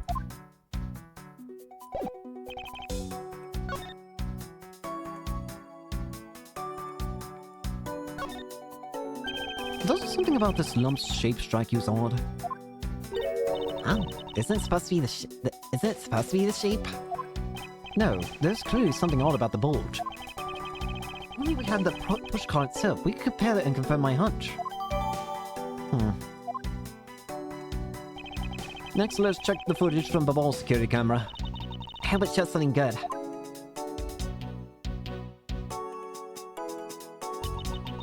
Phooey, there wasn't a single sign of a suspicious person or anything. That right there is the contradiction. Huh? Did I miss something? You didn't miss anything, because there was nothing to miss. However, what is missing is the image of Mr. Kochin entering his own country. Oh. But wasn't his body found Babal? It would appear that the true face of our final puzzle has finally revealed itself. Don't tell me that the cart was pushing his body. Ah, my health is back. Ooh. I'm alive! Uh-oh. Ambassador Alba.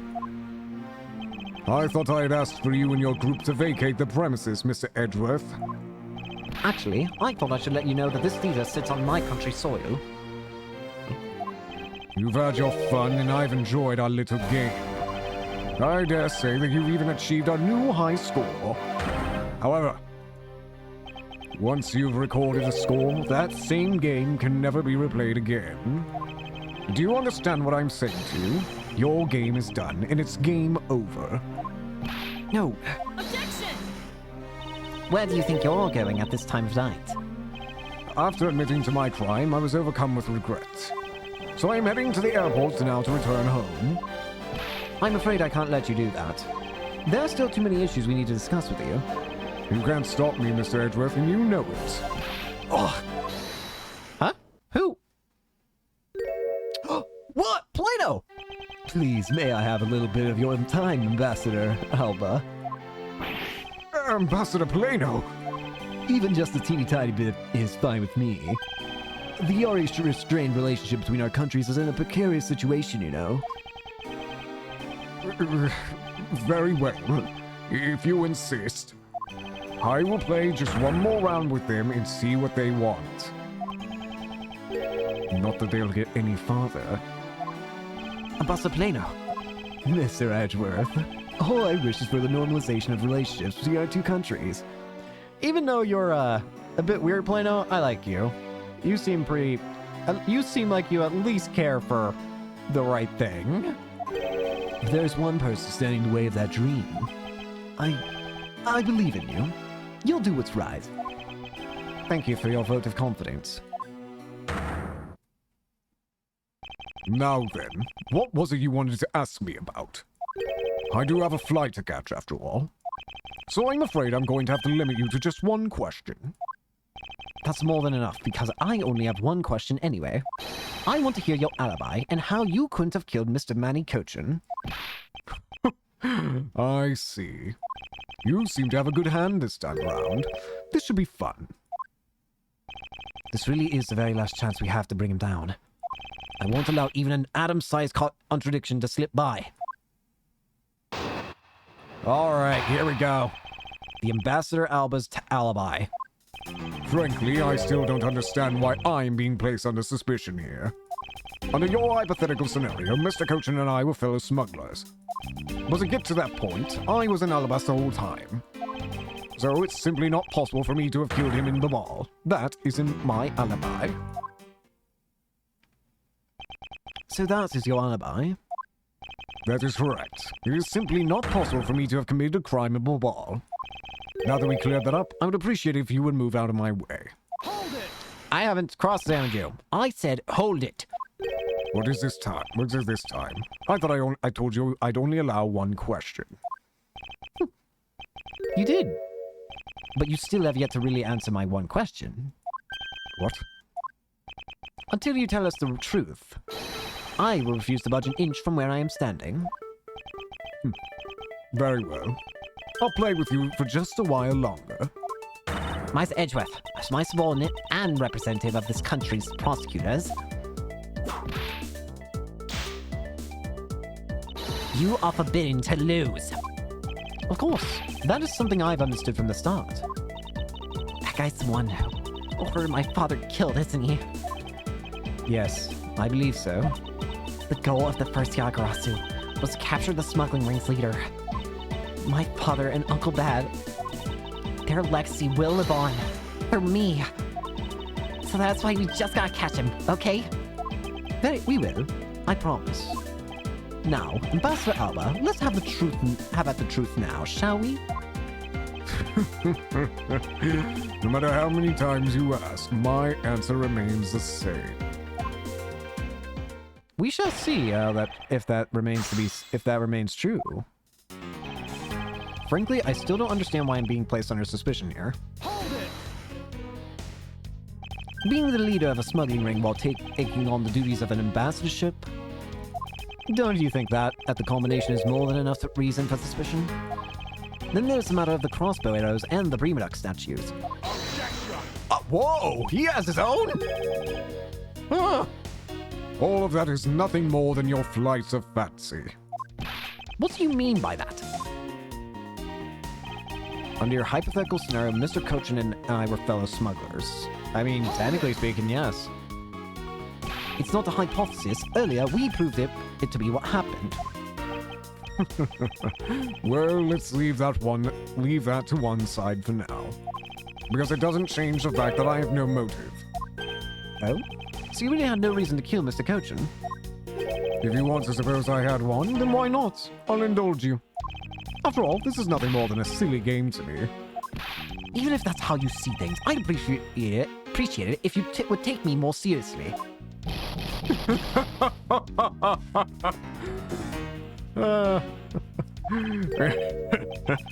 I'm sorry. I suppose you are in a bit of a pickle.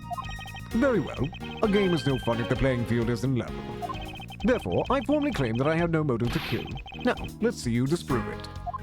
How can he stand there looking proud when he knows he killed another human being? Well, I'm not going to stand by and watch him get away with his crimes. In that case, one motive would I have had to kill my co-conspirator?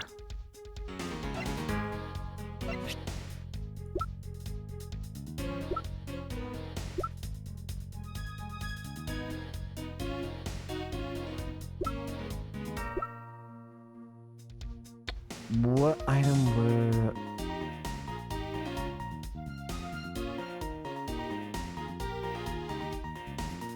Oh, wait, that's right! What's it called? Do we still have it? Yeah, that thing. Damask note. Objection! Yeah! Because he stole the statue, right? If you want to know, I believe you did have a motive to kill. It was because Mr. Cochin had betrayed you. But you had your own reason too. Namely, you wanted to pin the smuggling all on him. Evil begets evil, and because you were trying to test each other, it turned into this mess. Objection! I don't believe this. You have a bad penchant for telling tall tales, Mr. Prosecutor. And if you're not, then I suppose you have some proof to support your argument. I never use guesswork in moving my cases forward. It's been proven that this note was written by Mr. Cochin's hand. Shall we take a look at it? The content of the note is a request calling for the theft of Alabast's Prima Duck statue. By killing him and pushing all the guilt for the smuggling onto him, you walk away spotless. I believe you understand what I'm driving at. You had more than a few reasons to kill him. Enough. Are you finished with your hypothesizing? Excuse me? Let's suppose I did have a motive. Even so, a motive or thought alone can't kill. Isn't that right? I didn't expect him to resort to playing the semantics game with me. It appears that this is where the real battle will begin. Now then, if you will excuse me. Wait, what? I told you at the very beginning, didn't I? You only get one question. Ambassador Alba, if you could please just give us a little bit more of your time. It doesn't matter what kind of man he was my subordinate. Which is why I would like for us to figure out the real cause of his death. Enough. That is something for them all to figure out, and something to which I have no relation to. Now he's even turning down a request from Ambassador Paleno. I'm very sorry, but it seems now even my voice falls on deaf ears. There's no need for you to apologize, Ambassador Paleno. Yeah, you did what you could, buddy. We must find a way to stop him from leaving. It seems there are no further objections. In that case, please allow me to return home. Damn it! Who?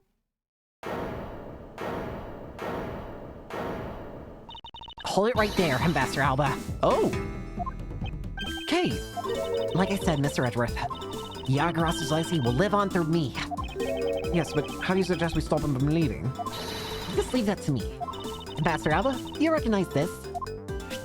No. And why should I recognize that tattered old organizer? Wait. Wait, that's your father's! This is a clue my father, Bjorn Faraday, left for us. Did you say Bjorn Faraday? Mr. Faraday is organizer. Don't tell me this is the one from the second KGA incident. The one in which he wrote about the Yagarazu's key. Yes. This organizer belonged to the prosecutor you had Miss Yu kill 7 years ago. I have no idea what you're talking about. You say that like it was related to me. Inside this organizer, he wrote up every detail of every evil thing you did. What an amusing little girl you are. But that sort of trickery won't work on me. You won't believe me? Then take a look at this. Huh? And what is that toy there? What? That's... Its thievery device was used by the Yagarasu. Or rather, by my father. Little thief. 7 years ago, he used this when he snuck into this embassy. What? These two pieces of evidence that hold information the Yagarasu dug up on you. If you go home now, I won't hesitate to send it all to Alabas right behind you. Get to the point. I want you to go up against Mr. Edgeworth one more time. If you win, then I'll hand over these two pieces of evidence. Yagarasu, ever the thorn in my side. Hey, does that organizer really contain any information on his dirty dealings? It's nothing case-breaking, really. Ah, then it was just a bluff. Even if it was, we still can't let all the info my father and Uncle Bad found go to waste. Plus, just the existence of Little Thief is troublesome enough for him. Those two pieces of evidence, I'll take keepsakes of your father. It's okay. I believe in Mr. Edgeworth. He'll come out on top in the end. Okay. When the going gets tough, someone's gotta be there to put the wind back in your sails. After all this time, you're still quite the feisty one. I applaud your powerful nature. Let's get to it. I refuse to lose this too. Ambassador Alba, you won't be returning home until you give us further testimony. How dare you all, barring a person like me. Ambassador Alba, your testimony if you please. All right, but this is the absolute last.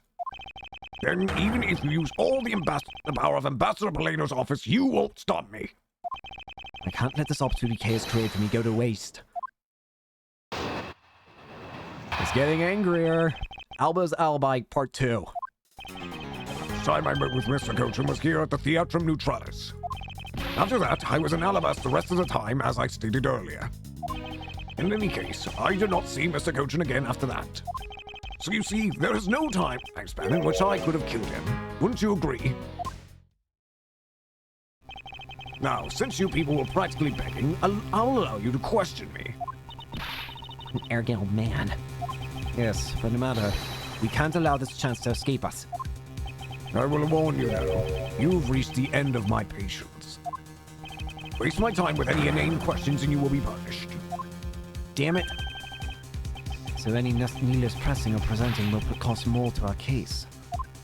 In that case, the only thing you can do is present the correct evidence. Understood? Damn it. Of course, I don't intend to let him intimidate me. I know Mr. Kochan was killed before he returned to the bar. In which case, there's only one statement to which I need to present evidence.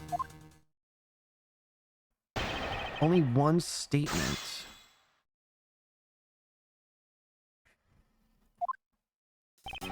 Last time I met with Mr. Kochan was here at the Theatrum Neutralis. After that, I was in Alabasta the rest of the time, as I stated earlier. In any case, I did not see Mr. Kochan again after that. So you see, there's no time span in which I could have killed him, wouldn't you agree? Wait. So you see, there's no time span in which I could have killed him, wouldn't you agree? I would beg to differ. Objection! You're not leaving. Not at all.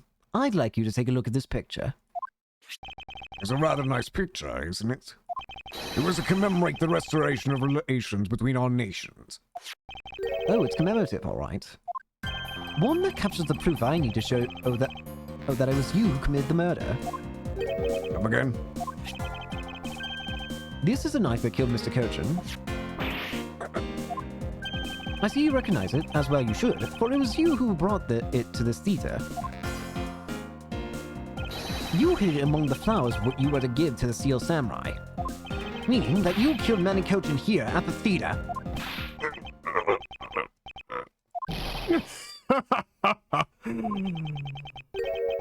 It's time for me to catch my flight. Objection! You are not leaving. Get back here. We're not through yet. Objection! Enough. It's game over for you, Mr. Edgeworth. But I thank you for the entertainment. No matter how passionately you orate, the end result will still be the same. I won't be returning to this country ever again. That's right. This man is an ambassador, and he has extraterritorial rights. No matter how hard we chase after him, we won't be able to have him tried in court. Yes, that's exactly the face you should be making. The face of a worthless cur.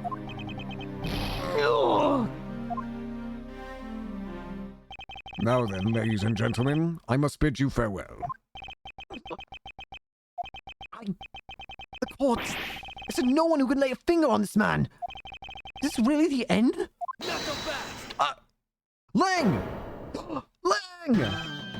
Agent Lang! Sorry to keep you waiting, Mr. Prosecutor. Lang! Get out of my way. My plane is scheduled to take off soon. Sorry, but you're not going anywhere, Mr. Alba. I'm through playing games with you people. You can't touch me. If you do, it would spark an international incident, Agent Lang.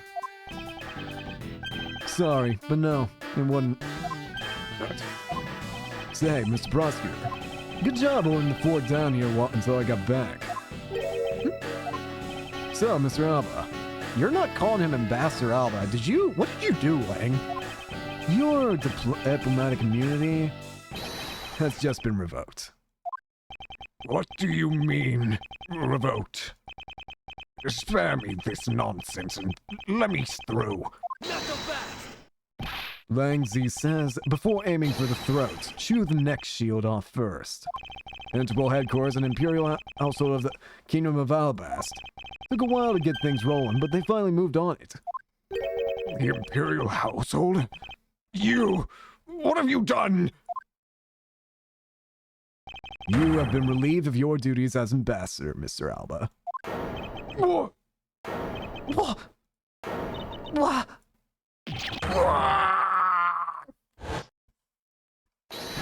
Effective today, effective right now. And you have Mr. Prosecutor's videotape to thank for this. The video of the Yakuza protected. Nice! Nice! You can't be arrested simply because you're an ambassador? In that case, I thought I'd strip you of that title. You underestimated me at the setting of the founder of detainment philosophy, Lang Zi. 4,000 years of deeply entrenched connections and networks around the world have really paid off. God, Pete, I don't believe this. You've taken my power. My strong-looking sprites. I've been reduced to an old man again. My ambassadorship has been revoked. Looks like you've finally come to grips with your new standing. Woohoo! Looks like he's turned docile again. He's probably in shock from the loss of his shield. What a shame. I had so wanted to use my whip on him. Why is this happening to me? I'm just a hard-working, honest ambassador. Not so fast. No, you're not. Do you really think you can still pull that on us now? We've already ripped away that mask and seen you for who you really are, Mr. Alba.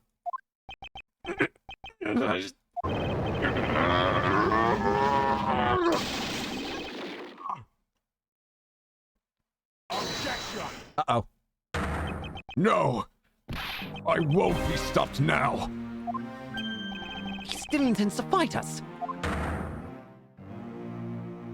So what if I'm no longer an ambassador? You still don't have any evidence on me! The fact remains that you cannot arrest me! I'd expected no less from you, the boss of the smuggling ring. Well, the rest is up to you, Mr. Prosecutor. That's good enough for me. Thanks, Lang. Understood. You say that I killed Mr. Cochin in the theater. But even if it's true that there was a knife in my bouquet, I left that bouquet in the theater. So anyone could have taken it out from there and used it, right? Besides, the claim that he was killed there, here itself is odd. After all, wasn't his body discovered in Babal? Are you claiming that I carried his body all the way over there? Preposterous. Objection. I'll be the one to prove whether it's preposterous or not. Ex-Ambassador Alba, are you ready? Because this is no game. This is war. Oh, that's... Alba's Alibi, Part 3. I killed Mr. Cochin in this theater using a knife that was stuck in my bouquet. I left that bouquet in the theater. Anyone could have taken a knife from there. Besides, Mr. Cochin's body was discovered in Babal, right? There's no way for me to have transported his body from the theater to Babal. Look, don't you think you've had enough fun with me? You've already stolen my ambassadorship from me. Would you have me surrender too? Yes. Not so fast. I don't care about you, old man. You have no right to try and play sympathy. You have no plans to return this country, isn't that right? Just means we gotta clear everything up in the air. We just gotta clean up everything before you go, right? We can't have you leaving anything behind. Did you know that a bunch of your subordinates are seeking asylum because of you? As if I care. Hey, Mr. Prosecutor. Kill this man. With pleasure. Francisca, can I borrow your whip? I will not borrow it, but I will do it for you. Fair enough. Hey, Mr. Prosecutor, boot this guy out of the embassy and we can finally end everything. I know, and I will give it my all to see that he leaves in handcuffs. Without the title of the ambassador, he is just another witness. Yes, just another witness. Yes! Alright, what are we waiting for? Let's get this guy. And get him good. I wonder if they understand that all I can do is present evidence to testimony. Wait, am I still under pressure of not pushing him? I kill Mr. I'm going to risk it. Hold it. Am I still under pressure? That's right. As I explained earlier, the commemorative photo shows that you had the knife on your personage. I shouldn't be under threat of being hurt, right? Objection. You have no proof that the bouquet was prepared by me, isn't that right? Excuse me. The fact that there was a knife in the bouquet was something I wasn't aware of. Not so fast. Boy, What a pathetic excuse. The weapon that was used is one of your national treasures. Isn't exactly something anyone other than you could touch. It isn't exactly something anyone other than you could touch, let alone take. Allowed some of my trusted subordinates to handle it. It could have been my secretary. Wow, you're just a scumbag, ain't ya? You're really okay with just letting innocents at this point get thrown under the bus. You're just a jackass. You're an even bigger slimeball than I thought. You would push the guilt of Mr. Cochin's murder onto one of your subordinates. In any case, the fact that the knife was in the bouquet means nothing. You're just a trash bag, man. I left that bouquet in the theater. Anyone could have taken the knife from there. Hold it! You still wish to deny your actions? And you still wish to deny reality and accuse me of murder. What? I am not in denial. Even though he's not an ambassador anymore, he's still got a real bad attitude. I believe it's because he's no longer ambassador that he can let himself speak freely. Okay, steal his belongings. On it. If he's not holding back anything back, then neither should I. Wait, don't. For the sake of the case, please refrain from what I think you're about to do. Ah, quite the pair of frightening women you are. But I digress. You know, it just occurs to me that... Wait, why is it that both Phoenix and Miles have to deal with two lays that could probably just cause too much chaos? Phoenix has to deal with Athena, who we've seen thrown a cup, like, across the sky, so she's got superhuman strength. And Maya, who has the supernatural ability of managing to get into every crime known to man. And then we have Miles, who's got a thief and a woman with a whip.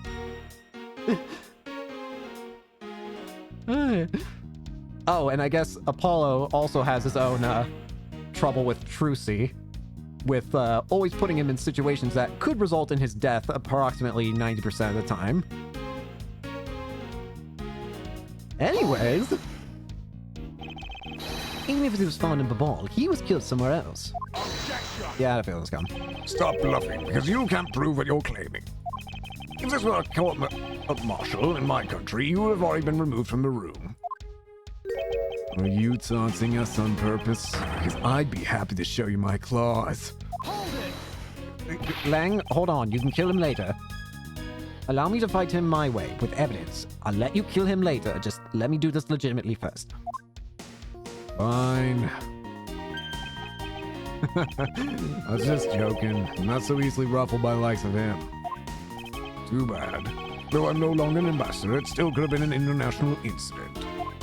If you have the will to threaten us with that mouth of yours, then perhaps you can use it to return to the testimony. Very well. To be fair, you should watch what you say as well. There's no way for me to have transported his body from the theater to Babal. I digress. Is that really so? You could have easily blackmailed your subordinates to be quiet and then move the body. Objection! That's quite an insult to me and my subordinates, and I'm afraid we can't have that. Only I'm allowed to threaten my subordinates. It's very difficult to enter my embassy, as the guards always conduct a thorough check. If someone so much as makes an unnatural movement, it would arouse their suspicions. Come to think of it, there wasn't anything unnatural about him in the footage. Wait. Let me think about that for a second. Miss Alba said that the guard would become suspicious if someone acted unnaturally. Then, by the same token, the guard would not become suspicious if someone were to act naturally. There's something very obvious here. If we were to trace Miss Alba's movements, we should find some hints to solving this case. Well, right after Steel Samurai stage show, he went to Albast, right? There he started preparing for his speech in the Albastian embassy. It does sound like it wasn't possible for him to have gone to the Albast embassy. Is it? He couldn't have gone to the Babal, but the body didn't remain at the theater either. Is it possible that the body was temporarily taken to a different location first?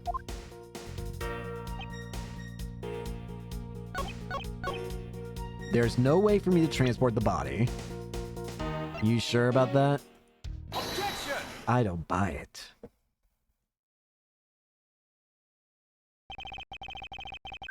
Actually, I do believe there was a way to transport the body out of the theater. Perhaps you should give this a look. What is that supposed to be? It's footage from a security camera that captured the state of the immigration area. Should I congratulate you on getting your hands on it? Just letting you know that we're not the only ones watching your every movement. Thank you for the warning. Now, if you could take a good look at this section here. This lump here inside this pushcart. Do you know what's causing it? Should I? Because I don't. Allow me to enlighten you. It's a body. Dead. This is the cause of the unnatural lump under the cloth in the pushcart. Would I just show him the body?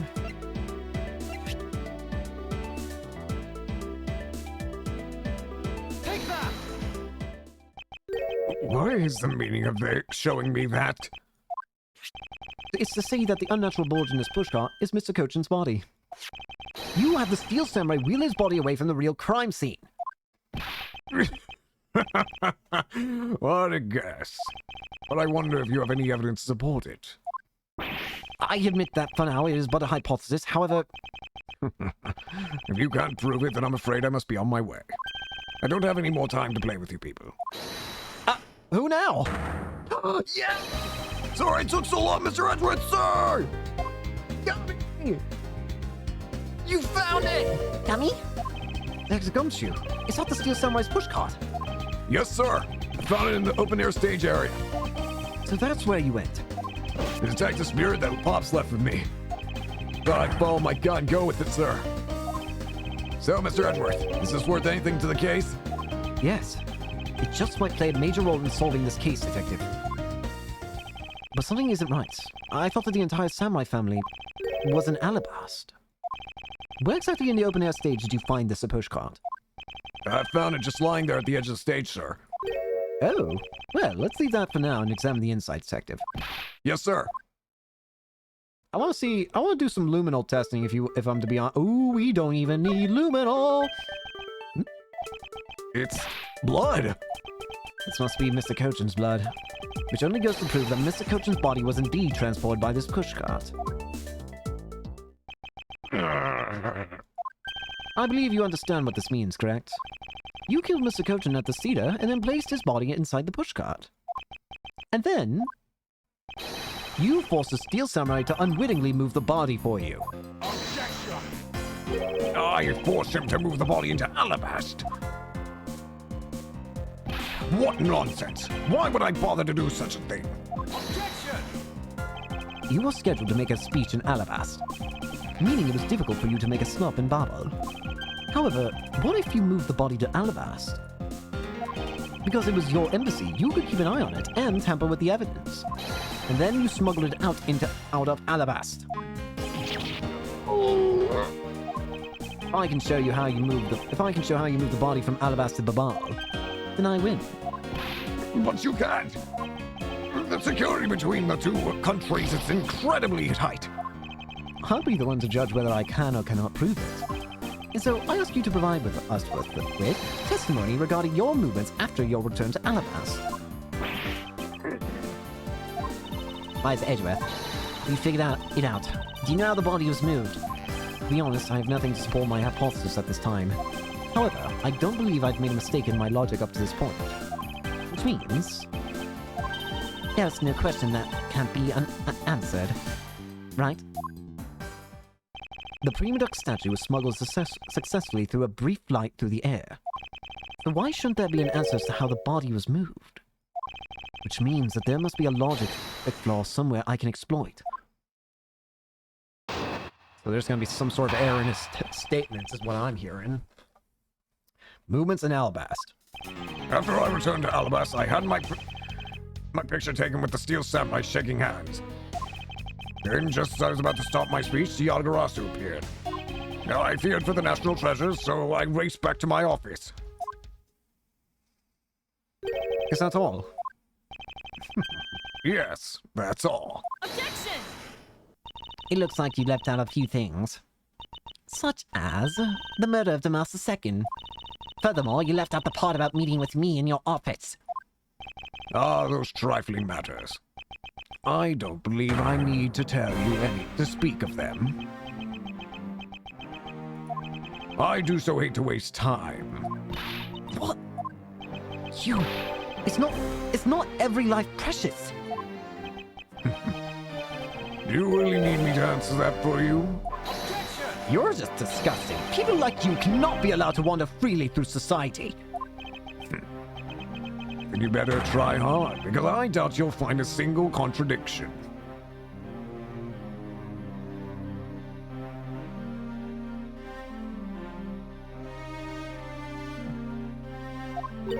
He's really full of himself, isn't he? Yes, he is. How can you be so confident at a time like this? Come on, don't be shy. Go ahead and ask whatever you like. Movements in Alabast. After I returned to Alabast, I had my picture taken with the Steel Samurai.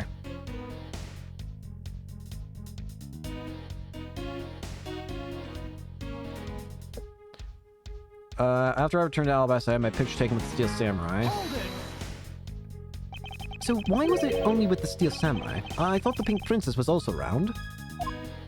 The big princess was suffering from a bad hip at the time. And the doctors recommend that she rest. Wow, so you do have soft side after all. The pain of a bad hip. I suppose none of you can really understand how it feels. Of course, the only character Olback can actually associate with. Oh, so you tend to strain your back as well, huh? But isn't that just because you're normally all hunched over? Yeah. He did need to keep up the act no matter what, I suppose. Yeah. The point of this is not to discuss my back problems. For about 15 minutes after our handshake, I was in my office preparing my speech. Then, just as I was about to start my speech, Yagarasu appeared. Hold it! The Yagarasu was just a trick that you had set up. A most amusing joke. And how do you propose that I set it up? If you really want to know, I can explain it in detail for you. You arranged the spotlights in the Rose Garden so that when you were to take the stage, the audience would see the Yagarasu's shadow. Oh, that is an interesting tale. Sadly, it has nothing to do with me. You. What's it going to take for you to fess up to anything? Ugh. Very well then, let's move to a different question.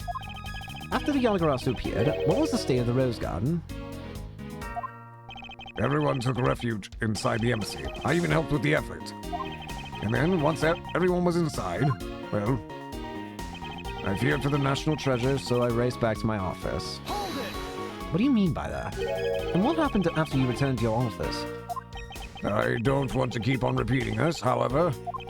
Upon my return, I had that stroke of bad luck and bumped into Masked Man. Objection! Damask. And I don't want to keep on repeating this either.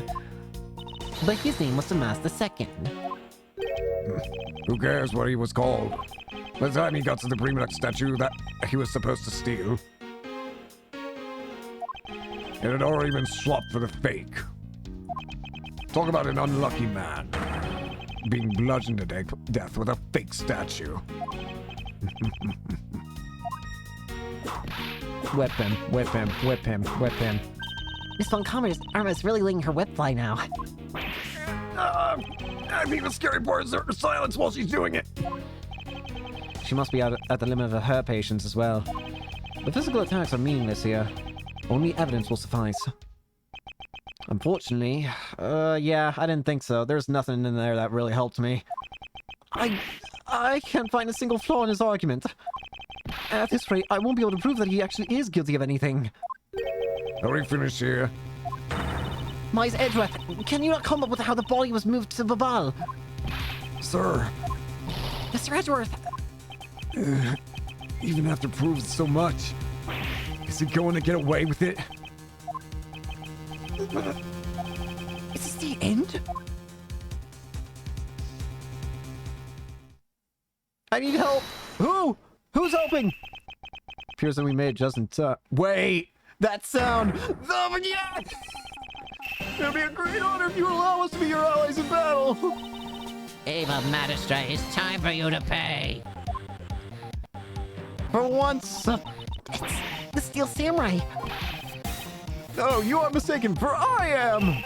Steel Samurai Daddy, Merry Man of Neo Tokyo! And this is Big Princess Mommy! I'm going to kill you. Edgy-poo! Ugh. The people that I want to see the least. Larry, what are you two doing here? Why you show your gratitude, Edgy? We just want to help, yeesh. I'm gonna get the bad guy with a single thrust of my samurai spear. Don't kill anybody yet. Go away. How can you be so mean to us, Edgy-poo? All three of us came to lend a hand, and this is how you treat us. Well, isn't this grand? And I see they managed to find the Iron Infant. Does that really matter right now? Hey, is this just me or is the Iron Infant incompletely soaked? Hmm? Oh, yeah. I found him in the ball, but he was in the middle of the pool. Oh? Wait a second. Larry, go back to what you just said. Huh? Oh, it appears that we... Not that far back. Something about finding the Iron Infant in Babal. And you found it in a pool? I don't recall there being one in Babal. Yeah, wait. What are you talking about? Oh, that. Well, I was in Alabasta the whole time. So I have no idea how the Iron Infant wound up in the wall. I thought I'd lost him in the Rose Garden.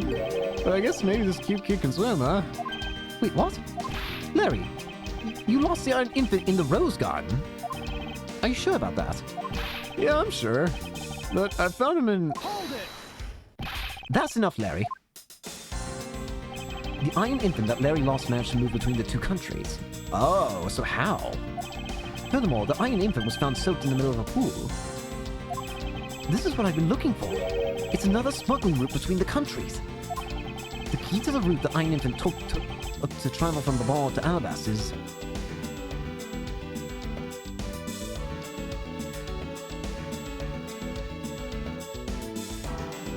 Is it bilateral symmetry again? That's right. This embassy was built with the bilateral symmetry sign. So if there's a pull on one side, there's a pull on the other. Does that mean there's a pathway? Detective Gumshoe. Yes, sir. There's a location I wish for you to examine post-haste. It is where I believe the route used to smuggle Mr. Cochin's body lies. Does something like that really exist, sir? An embassy built on bilateral symmetry, meaning that this is where we need to examine. Is the pool? Take that! I would like for you to examine... You got it, sir. I'll be right back. 10 minutes. I'm back, sir. Good, now report. Sorry, but there's nothing. I'm stupid. What's wrong? Oh, maybe I should just do the area that's not present.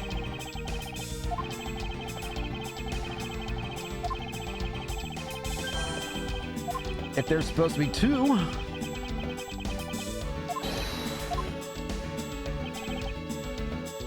Check here. Take that! Yeah, there we go. Yes, sir. I'll be back before you know it.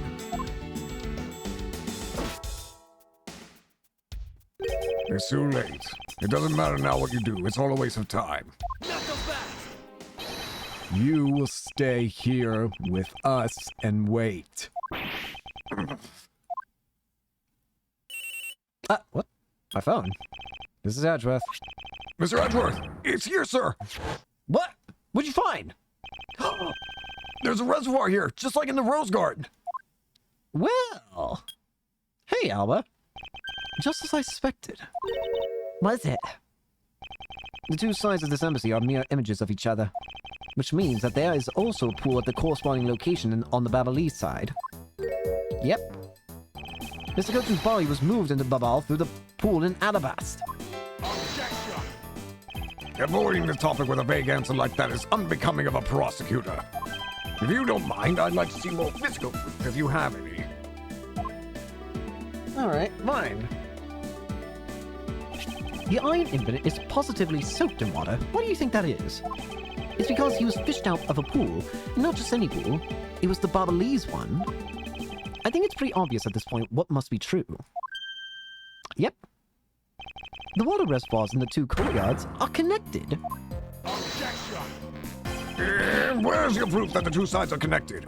Oh, we don't need that much proof, you know. We can just go check ourselves. Gumshoes, swim.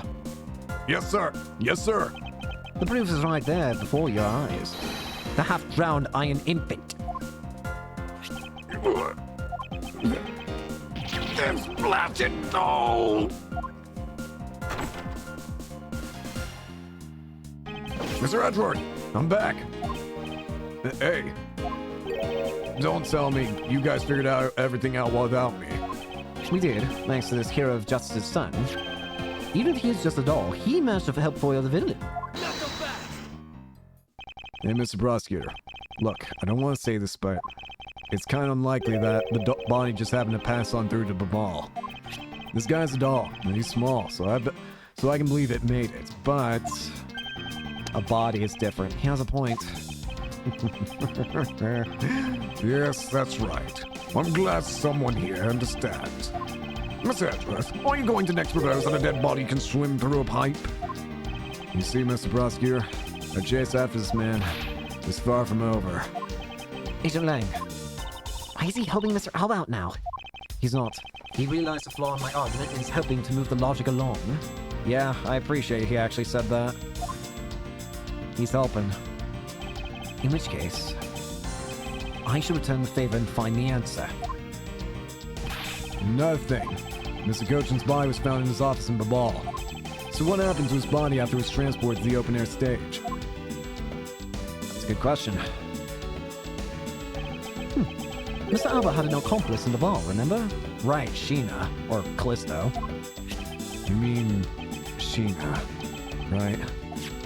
With her there, you can see how it was possible to move the body up to the office. Objection! Are you seriously claiming that she swam through the connecting pipe with the body? He's right. Miss Sheena would drown if she did that. It's hard to imagine that she swam through the connecting pipe. She doesn't have to, though, does she? I just remembered something. Because, remember, something about the pipes, there's a very special property about the pipes, right? Parts of the rose garden pool auto refills with the water when the water level's too low. So it can get pretty low, right? Looks like your hypothesis about how the body was moved is still only half-baked. In the end, it's all just the befuddled musings of an accusatory man. Now then, I believe you should give up and allow me passage. Because from the start, there was no feasible method of transporting the baby. What? Mr. Prosecutor, recall Sheena's movements. What was happening in the embassy around that time Miss Sheena was in Babal? If only there was a way to get rid of the water in the pool. Fire! Get rid of the water? That's it! The fire! I believe this time we really are done, right? Objection! Unfortunately for you, it's far from over, Miss Alba. You are a most persistent man. I know, and I like it. Are you saying that you have thought a way to move the body through the water? Oh, yes. Except, we don't need water. We don't need to move the water. Or move it through. Move the body through the water? That's completely unrelated to how it was done. Excuse me? The reason I say that is because there wasn't any water there at the time. What do you mean, there wasn't any water?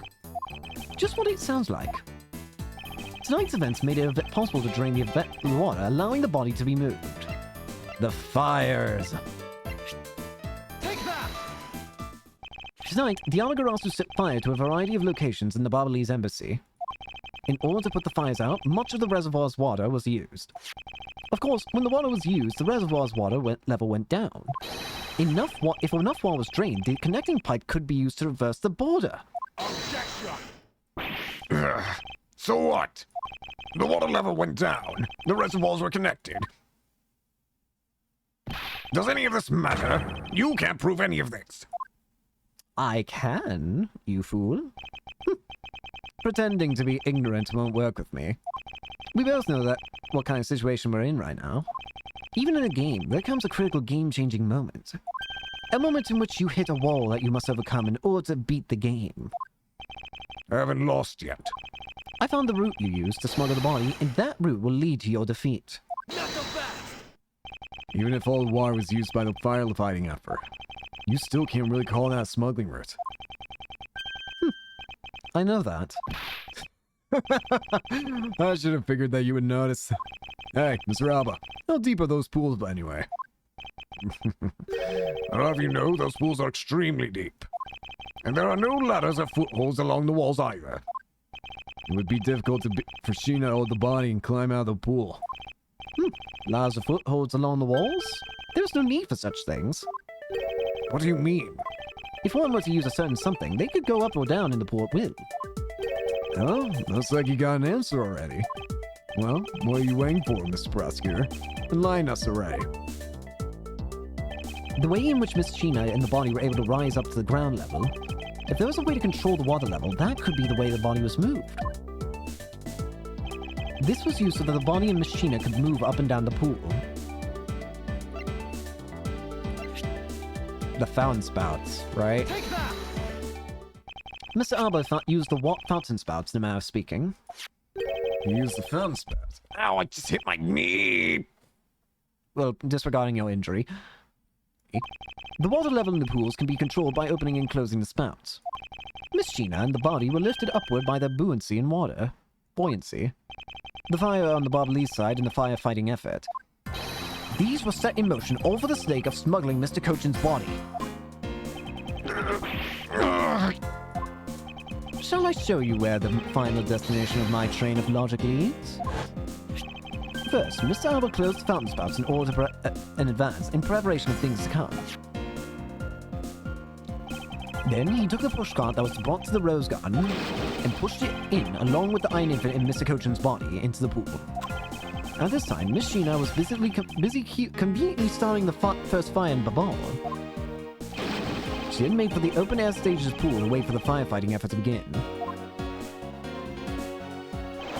When the firefighters used the water in that pool, the water level went down.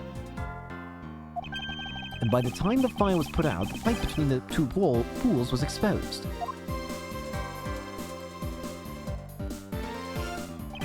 This is when she pushed the pushcart from Alabast into Babal.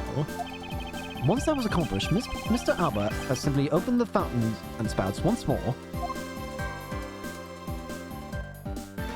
And yep, up she goes. And the water level rose up to its original level, along with Miss Sheena and the body. After that, Miss Sheena used the pushcart to carry the body up to the Secretariat's office. There's an elevator in the embassy, after all, so you see, even with her small frame, she could have easily transported Mr. Cochin's body. And that wraps up my thorough explanation of how the body was moved.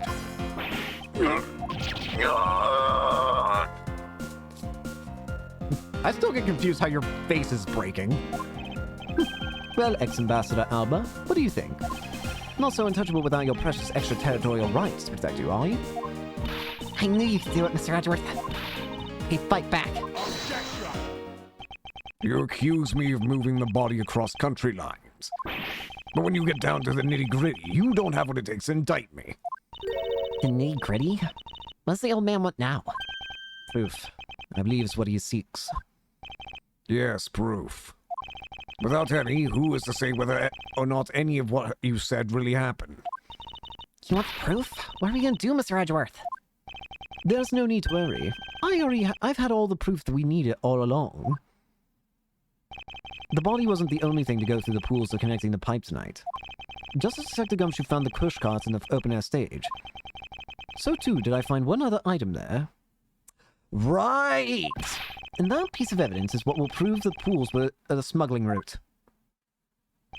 This was another thing that was smuggled over to Babal's open-air stage. It was the pick, wasn't it? Take that! And what exactly is this? You have no idea, do you? This little piece that I found on the Babalese side will be your undoing. A guitar pick. Would you care to explain how that is going to do me in, as it were? Much to your jargon, perhaps, but this is not a guitar pick. What? This is something I found at the open-air stage which was transported with the body. I naturally assumed that you would recognize it, since you took a photo with it after all. But since you don't, allow me to fill you in on what I found at the stage actually belongs to. Take that!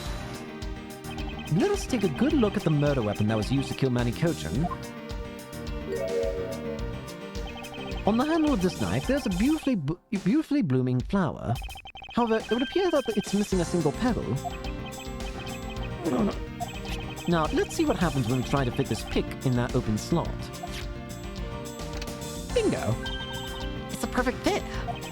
I assume that the petal must have fallen off of the flower during Mr. Kochan's murder. And then, it was accidentally placed into the bushcart along with Mr. Kochan's body. That's an interesting story. Nothing more.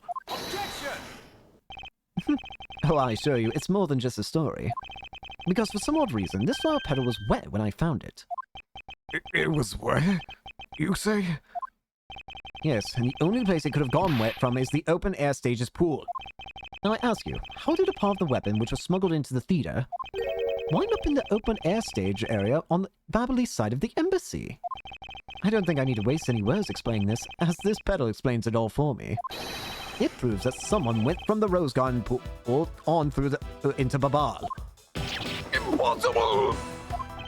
The people of Zhang 5 have been waiting to see you face to face, Mr. Alba. I'll tell everyone back home we'll be there soon. You should be happy. Why? Why? It's a little late to be asking that question. You should have known from the very beginning. When you took your first life, no matter how you may plot or how you may try to cover it all up, you can never hide from your crime and what you've done. Because we're here to see to it that justice is served to people like you. You can't call what you've given a perfect argument. Can I? You know, I don't think this guy's going to ever admit to his wrongdoings, Mr. Edgeworth. Because he values himself above all else. Yeah. He is definitely damn persistent. People who can't be negotiated with are people who refuse to admit when they've lost. I don't believe those kinds of people really exist because everyone breaks eventually. You're right. In that case, I have no choice but to use all the evidence I have. I'll use it all until he breaks under the weight of his crimes. Mr. Alba, I request that you testify once more. This really will be the end of the line.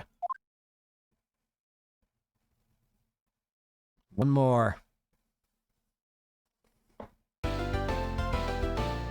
Let's do it. Oh boy. I think we're near the end for real now.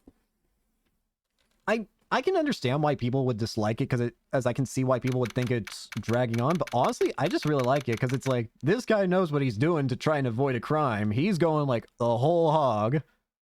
And it's kind of satisfying to just break even his statements that he thinks to believe are so impenetrable. March 15th, 3:33 a.m., Theatrum Neutralis lobby. Mr. Alba, I request that you testify once more. As if there's anything else for me to testify about. I still have yet to fully prove that it was Mr. Alba who murdered Mr. Kochan. Well, I would like to hear about your movements before the murder occurred. I wonder if you could tell us about what you did here at the Theatrum Neutralis. Very well. I suppose I could tell you about that. Because about all I did was watch the Steel Samurai show. Elaborating on even that alone is good enough for me. The only way for me to place this man under arrest is to pinpoint the exact location. Where the murder took place, for that is the key to this investigation. Let's do it. The Steel Samurai show. I watched from the last row. The stage was well lit, but it was dark out in the audience. I swear I was there in the audience, but it's hard to prove that, I suppose. I do remember the contents of the show very well, though. Is that proof enough for you? Those moving scenes were seared into this old man's heart. I'll never forget them. So you were in the theater proper? Watching the Steel Samurai stage show? Oh, were you? Of course I was. Yes, I have a great fondness for the Steel Samurai. Yeah, that was pretty cool up there, wasn't I? You're not the one who was cool. It was the Steel Samurai who was cool. Yeah, Steel Samurai's special finishing move today was really something, huh? Hey, Edgy! Who is she? It was a super cute girl. Edgy, she's been standing here this whole time and he only now notices her. Her name is Kate Faraday, and she's helping me in my investigation. Anyways, go away. Sorry I didn't get to introduce myself earlier, but better late than never. Yes, okay, Silence in the peanut gallery. There's no time for such trivialities at a time like this. Mr. Prosecutor, this is the final battle. You got that? I know. This is at the end. For that man there. Now that's the kind of thing I like to hear. I think I'll give trusting you a try, Mr. Prosecutor. Rather, Mr. Edgeworth. Well, you finally said my name. I leave this critical battle up to you, Mr. Edgeworth. Have no fear. I will finish the job. This really is the end game. The time has come to expose every last one of Mr. Alba's lies. Let's tear him apart. The Steel Samurai is gonna be what does you in, buddy. I watched from the last row. The stage was well lit, but it was dark out in the audience. Hold it! The last row? I should think that an ambassador would have had special seating reserved. I wanted my staff to enjoy the Steel Samurai show as well. So I gave up all the good seats for them. It was enough for me to simply see him. Hey, the Steel Samurai wasn't the only hero. Let's not forget about the Pink Princess here. My dear madam, if you continue to thrust about like that, your hip may begin to hurt again. Oh my, well, aren't you the considerate person you want to be? But this young butterfly is on the side of Edgy Poo. So you can spare me with the flirtatious come-ons. Wow, he's completely frozen. In frustration, perhaps. I dare say she can be one rather trying opponent. In any case, Mr. Alba, can you actually prove to us that you are watching the show? I swear that I was there in the audience, but it's hard to prove that, I suppose. Hold it! Are you admitting, then, that you have no way of proving that to us that you were watching? Objection! I didn't say that. Quiet. You buzz in my ear like a pesky little fly. If you don't wish to listen quietly until the end of what I have to say, then perhaps you should pack up and get out of my way. I see that you're willing to be a bit more receptive now. Well, it's true that it may be difficult to prove that I was out in the audience. I do remember the contents of the show very well, though. Is that proof enough for you? Alright, describe them then. Yeah, I remember the contents of the show as well myself. That's nice. That's nice. Miss Edgeworth, don't allow yourself to be riled up by him at this important juncture. I wasn't planning to let him. Well, if you ask me, I think I'm the biggest Steel Samurai expert around here. You know, you think the connect scene of today's show was just totally awesome? Yes, I remember that well. And that spectacular special move. The way you delivered the final blow against the evil magistrate, early summer rain jab. Oh, that scene will live on in my heart forever. Is that how it went? I totally forgot about that. How can you forget all your own special moves? That's the special attack that the Steel Samurai uses when he's using the Samurai Spear. Yes, and today was the first time they showed it off, was it not? If I hadn't watched the show, then how could I answer you with the name of the move? I suppose you are correct, but if you could please elaborate on this point for me. One of the scenes was of his never-before-seen early summer rain jab move. Hold it! Early summer rain jab was a move that was to be unveiled today. And because I saw that brand new special move, I believe it confirms my alibi. How sad. The only way he's got to protect himself is that he watched Steel Samurai. Yes, and this guy really has nothing else left. Yes, and to avoid arrest, you can bet he'll say or do anything. But with all of us here, there will be no escape for him. Yeah, we'll find a way to bring him to justice. Now then, let's continue with your testimony, Mr. Alba. Very well. The Steel Samurai special move and the various other scenes. Those moving scenes were seared into this old man's heart. I'll never forget them. Hold it! I agree. Today will be a day to remember. Especially when we finally make you pay for all the wrongs you've committed. What? Hey, that's what the Steel Samurai says when he defeats this evil magistrate. Actually, that line was just something I ad-libbed. You may act all surprised, but naturally, you remember this line, don't you? Of course I do. I just now understand how the evil magistrate felt, that's all. Then allow me to make you identify with the evil magistrate some more. Hey, now you see the Steel Samurai, huh? Well, if you had to complete the analogy, I suppose then, yes. and I do believe it's about time to bring the curtains down on this with a bang. He and myself were also in the audience at the Steel Samurai stage show. He's got nothing on this Jammin' Ninja, but he was still cool enough, I guess. Wasn't my brand new special finish move totally rad? No, don't tell me. It was you who thought up of this special move? Yep. Now what was it again? Extremely silly rain jab. Was that it? No, wait, it was double breaking chop. What's this sound quite right? How can you forget a move that you came up with? The final piece to Mr. Alba's alibi is that he was watching the Steel Samurai show. However, if he was busy killing Mr. Kochin, he should not have had the time to do so. Huh.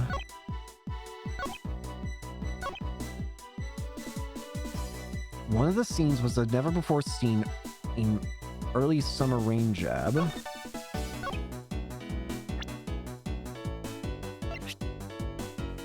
Early summer rain jab.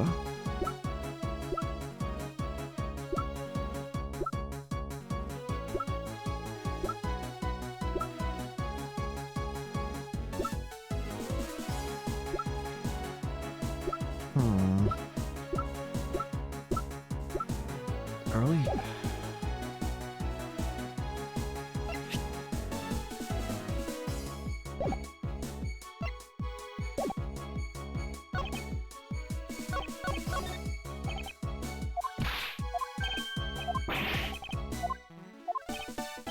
Let's see what he says again. Bruh.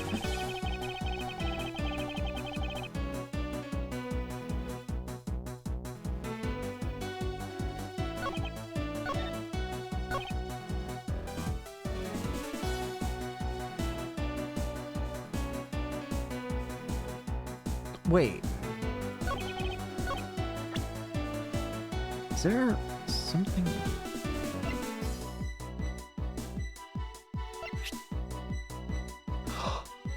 But that's impossible! Objection! He couldn't do it because it had to be changed. So how did you? Special move today was the early summer rain jab. Is that your final answer? Objection! You little irritating gnat. Do you think you could trip me up by asking the same question over and over? That was not my intention. Your testimony is more than sufficient. However, I believe it would be wise for you to take a look at this. The samurai spear? What about it? This spear actually never made it on stage today, Excuse me? because someone broke it. Unfortunately for you, tonight's Steel Samurai happened to be a goof of a young man with an abundance of useless hot-bloodedness. But it's thanks to his goof that he saved us all. Having said that, said useless man bent the spear during his rehearsal this evening. Okay, do you remember what the Steel Samurai special move was tonight? It was the Steel Samurai Sushi Slash. Correct, because he couldn't use the spear. A last-minute change was made. Had you really been watching the show, you would have known the move that was used. Kirkus Alba, you didn't even watch a single minute of the Steel Samurai stage show tonight, did you?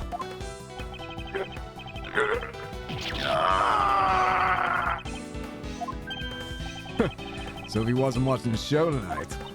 And it opens up the possibility that he was busy killing Mr. Kochin instead. So where were you during the show? I demand an answer now.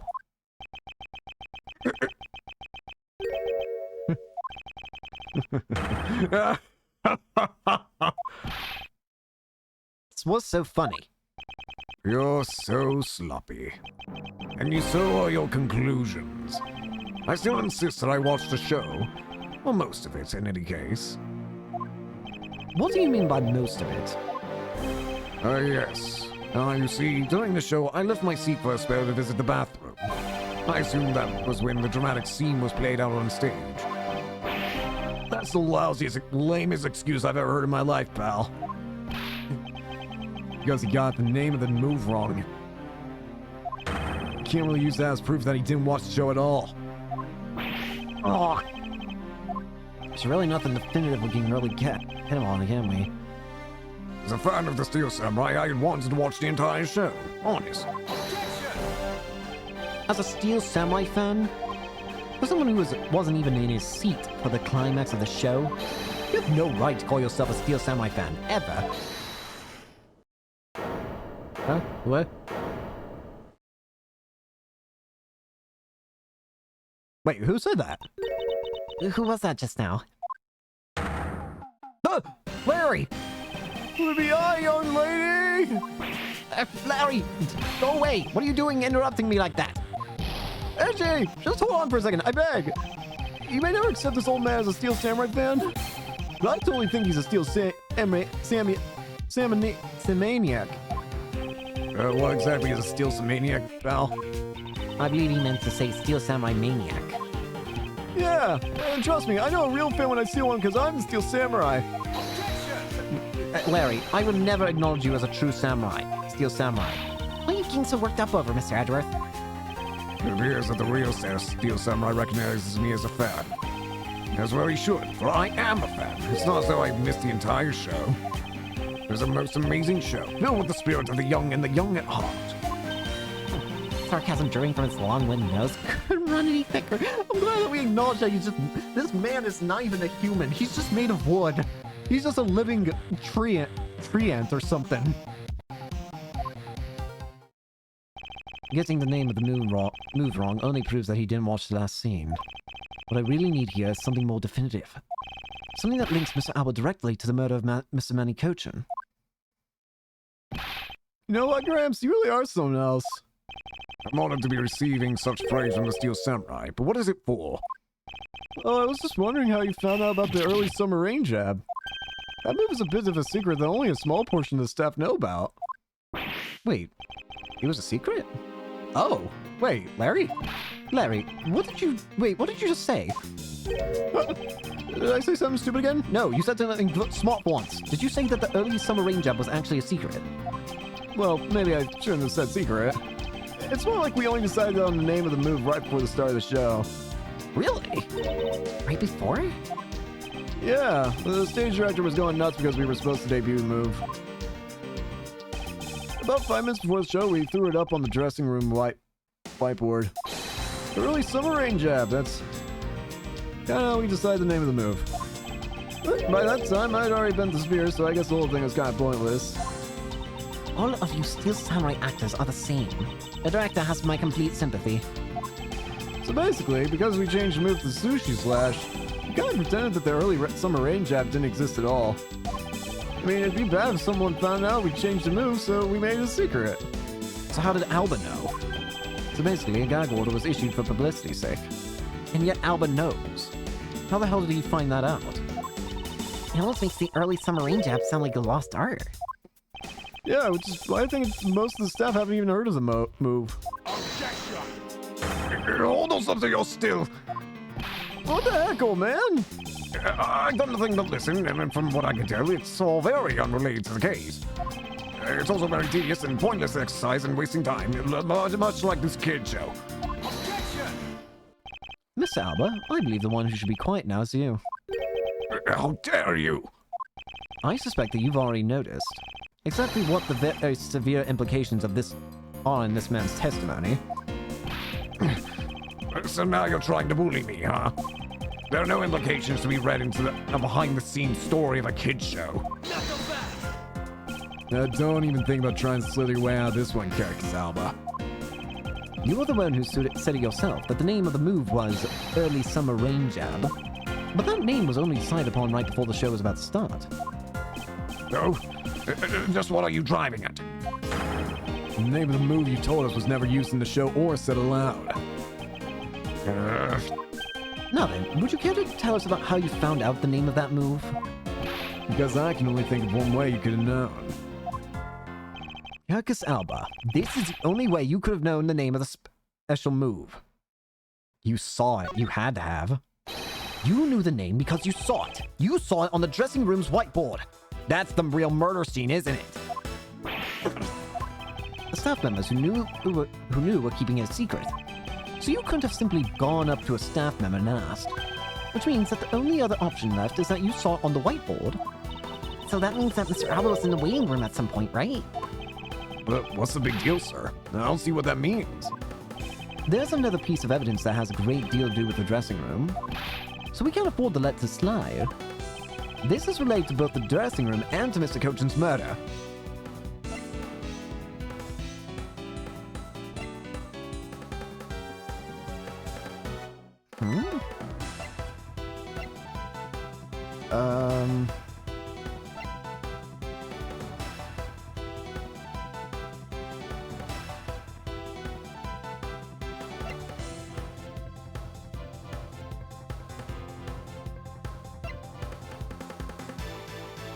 Oh, wait! Yeah.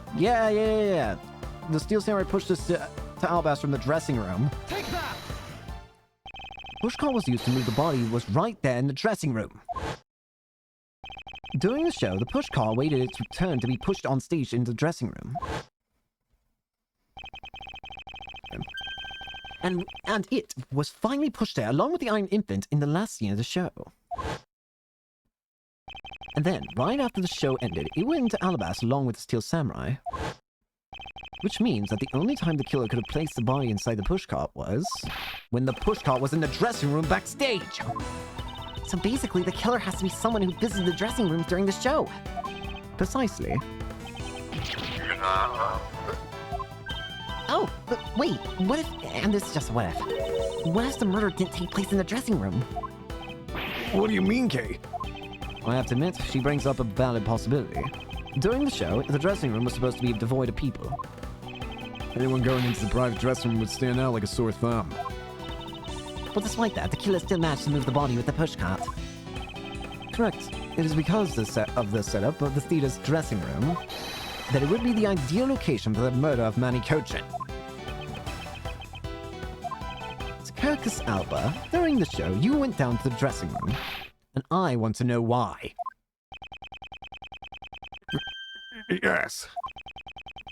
Yes, I was there. I went into the dressing room. I knew it.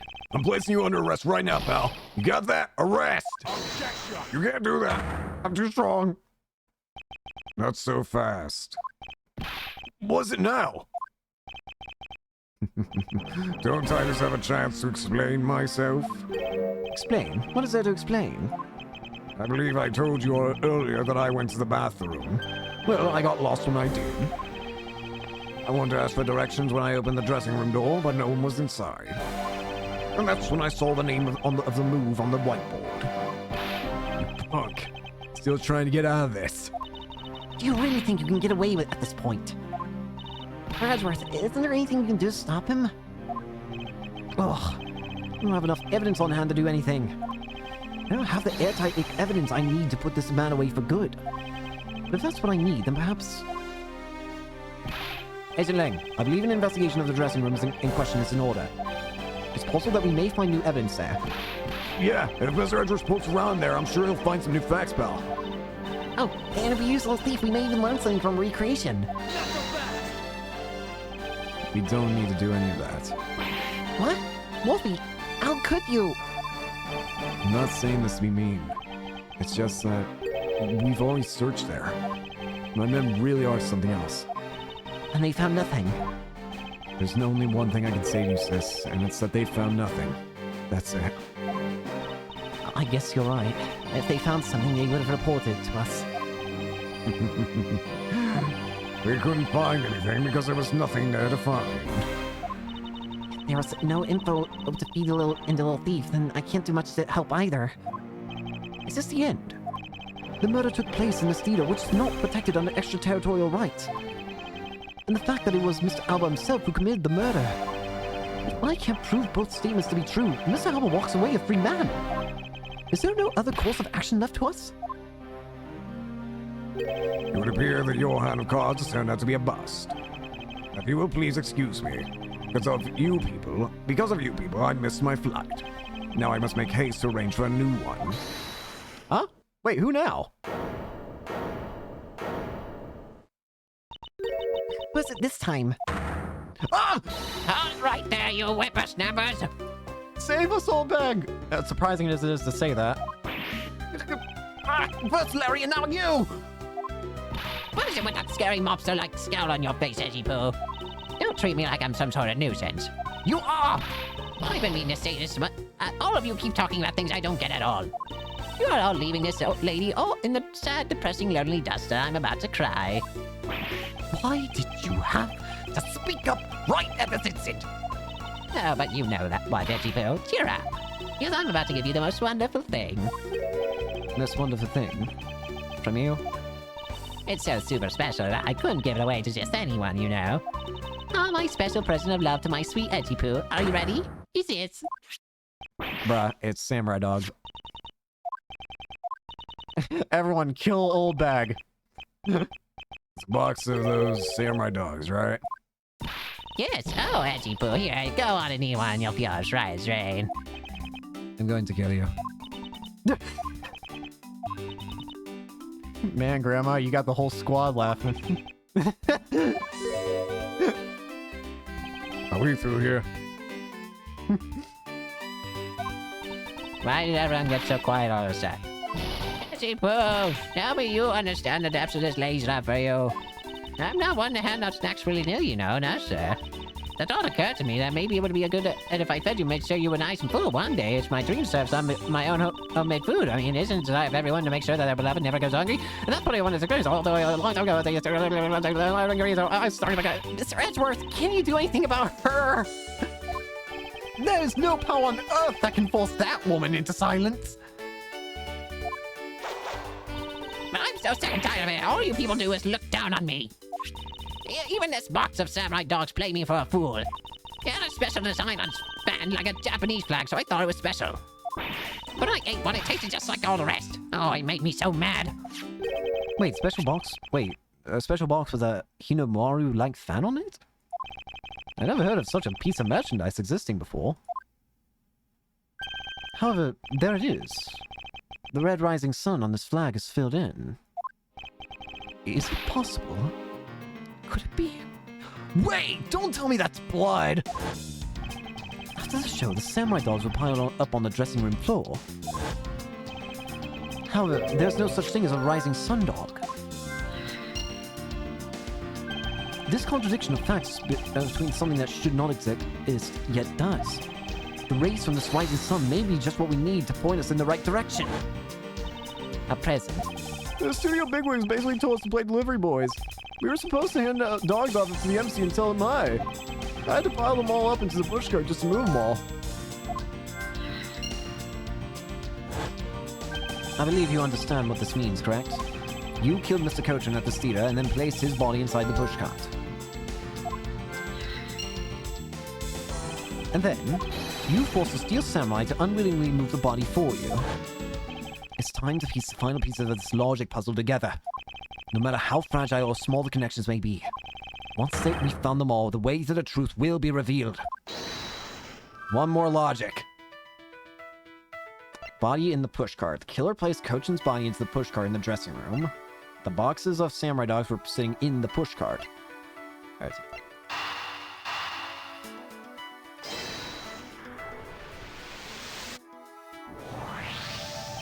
The killer used the pushcart to transport the body, which means that they had to remove the samurai dogs from within first. Therefore, the samurai dogs that were piled up on the dressing room floor were most likely taken out of the pushcart by the killer.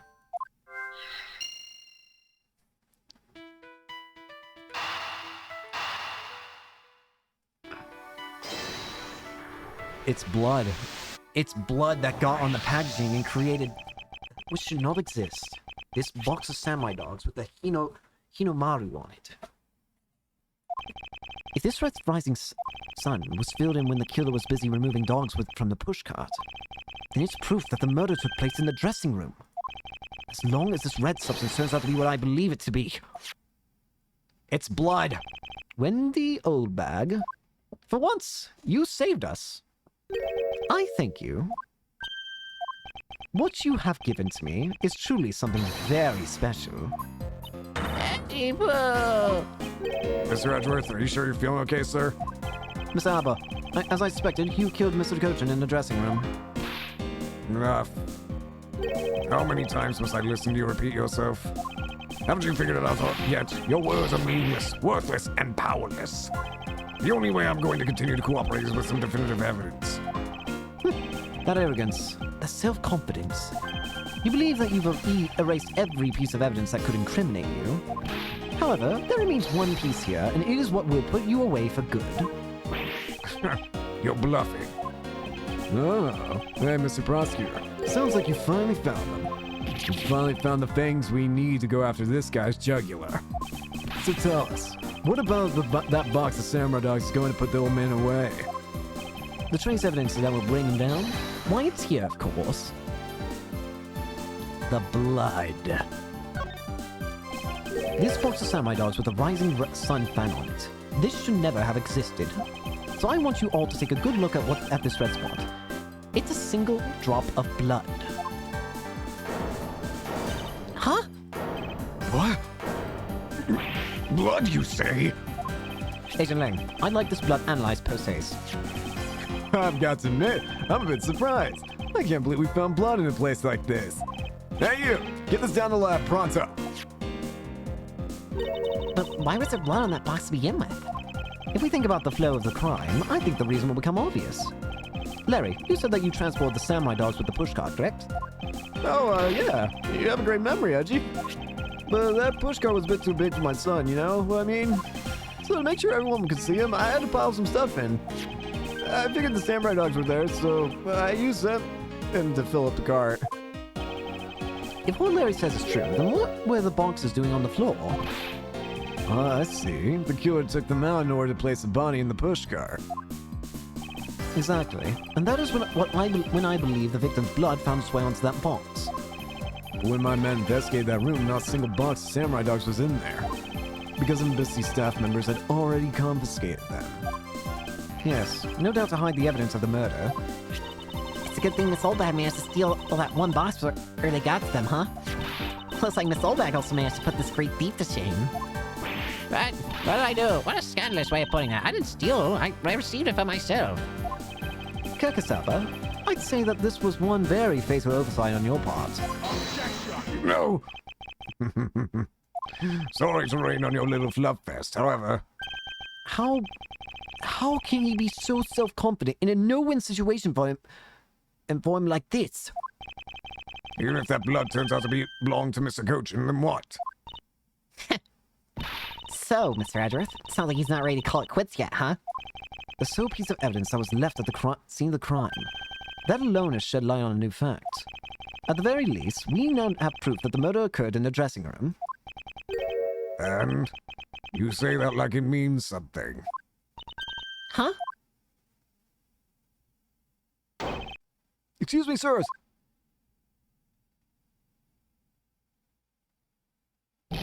Report. What were the results of the analysis? Sir, the analysis came back and confirmed that the red substance is blood. I knew it. With this Kirkasaba. Objection! Mr. Edgeworth, I wonder if you might humor my question. Your question? The one from before. Or have you forgotten? Even if that is Mr. Cochin's blood, what difference would it make? Like we already told you, it proves that the crime scene was at that dressing room. Objection! But it doesn't prove that I am your killer, does it? Oh, that's a very good point. The blood on that box doesn't prove that Miss Alba's the killer. Then, this evidence, it's meaningless. It can't be. We're so close, sir. I want to smack that smug look off his face. Come on, there's gotta be something we can do. We finally found a solid piece of evidence. There must be something I can expose with it. Hang on. Why haven't we heard who it's from yet? I can't think of a single thing.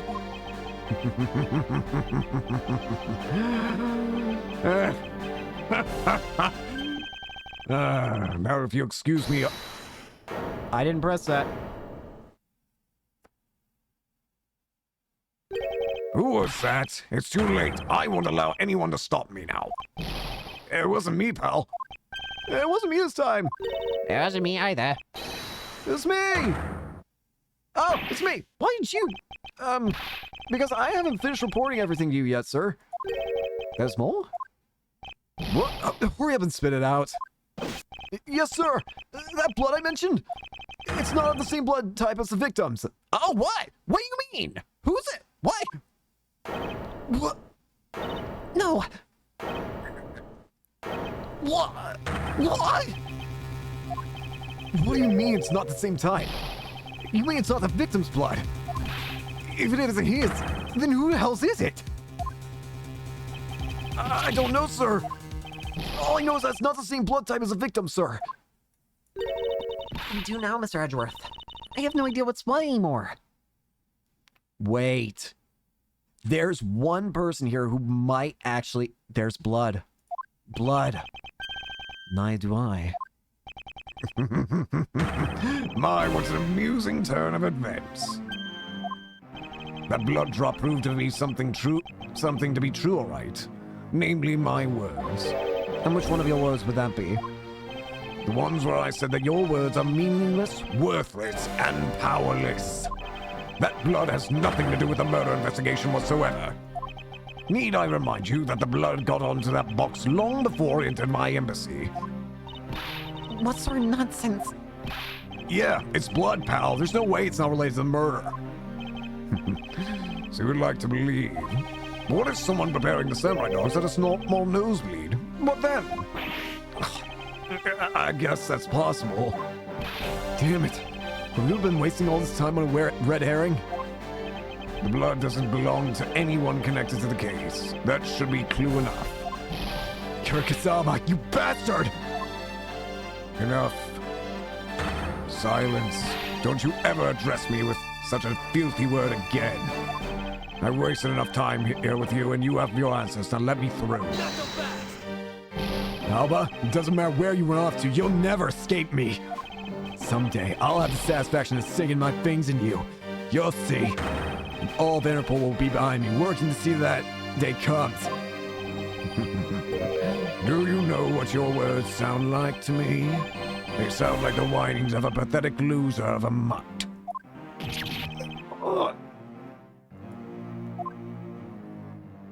Is this really the extent of all that we can do? Is the blood really from someone completely unrelated to the case? Or is there another possibility? Someone else other than the victim? Just when I thought I had him backed into a corner, it is I who has been backed into one. In a situation like this, what would that man do? What would he who can turn any desperate situation around do? Turn it around? That's it. I must turn my way of thinking around. That's about the closest we've gotten to a Phoenix mention, I feel. It's not whose blood is this. It's whose blood could get onto a box like this. And if I think about it that way, there's one. If the blood got onto the box when the body was being placed into the pushcart, then the owner of said blood must have been in the dressing room at the time. And there's only one person that could be. Well, I must praise you for trying so hard. It's because of you, kids, that I was removed from the center stage. And I will be forced to live out the rest of my life in the shadows, unfortunately. But it's not total loss, as the underworld will allow me more freedom than you'll ever know. Freedom like what the raven feels as it flies through the dark night sky. You can't lay a finger on me, not now or ever. The arm of the law is powerless before me. Objection! You're done. Powerless, is it? I wouldn't be so sure about that if I were you. What do you mean? Allow me to describe you in one word. Pitiful. Pitiful? How so? Cacus Alba, your wings were clipped long ago. And there's someone who is trying to fly away on them without noticing that fact. Pitiful is the perfect word to describe you. Mere words. What do you mean by his wings are clipped, Mr. Edgeworth? Just what do you think it means, Kay? We'd already caught him in our trap a while back. With an incredibly powerful, definitive piece of evidence. Hey, Mr. Prosecutor, care to speak in English? What are you talking about? What piece of evidence? The piece that I speak of is, of course, this drop of blood. But we know that it's not from the victim. I don't see how it remains relevant to the case at all. Miss Von Karma, I believe that this is exactly why it's very important to the case. And the part that is the most important is the fact that that is not the victim's blood. You're looking a little pale. Good. Then I believe you're already aware of what I mean. Then you know who the blood belongs to? Of course I do. This piece of evidence is the irrefutable proof that will stop the killer in his tracks. The blood that soiled this box of samurai dogs belongs to this person. Circus Alba. The blood of the rising sun on this box belongs to you, Circus Alba. What? What? Why is his blood on the box samurai dogs? He's not even the victim. The blood fell onto the box when Mr. Cochin's body was being loaded into the pushcart. At that time, the only two people in the dressing room were the victim and his killer. So that's what you mean. The blood doesn't belong to the victim. Then there's only one other person it could belong to. Yes, and that person is the murderer himself. That's the only logical conclusion. But Mr. Kojin was the one who was stabbed, sir. Why would Mr. Alba have been the one who was bleeding? What if during the murder, Mr. Cochin had fought back? You mean if before Mr. Alba could kill him, Mr. Cochin would manage to wound Mr. Alba? Yes, and I believe we have the piece of evidence that proves that he was bleeding then.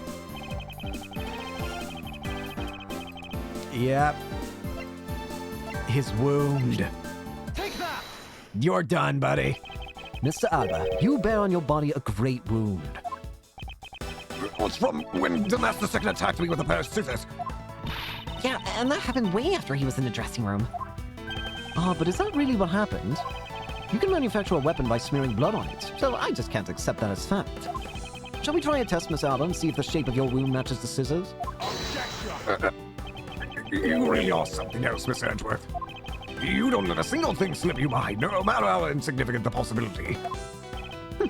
You're the one to talk, Miss Alba. You've managed to give the law the slip for 10 years as the smuggling ring's leader. No matter the danger, you can hide every last ounce of fear and anxiety from everyone. But you truly are a one-of-a-kind criminal. Objection! I am the master of my fear. However, to think that a person such as you could miss such a large thing.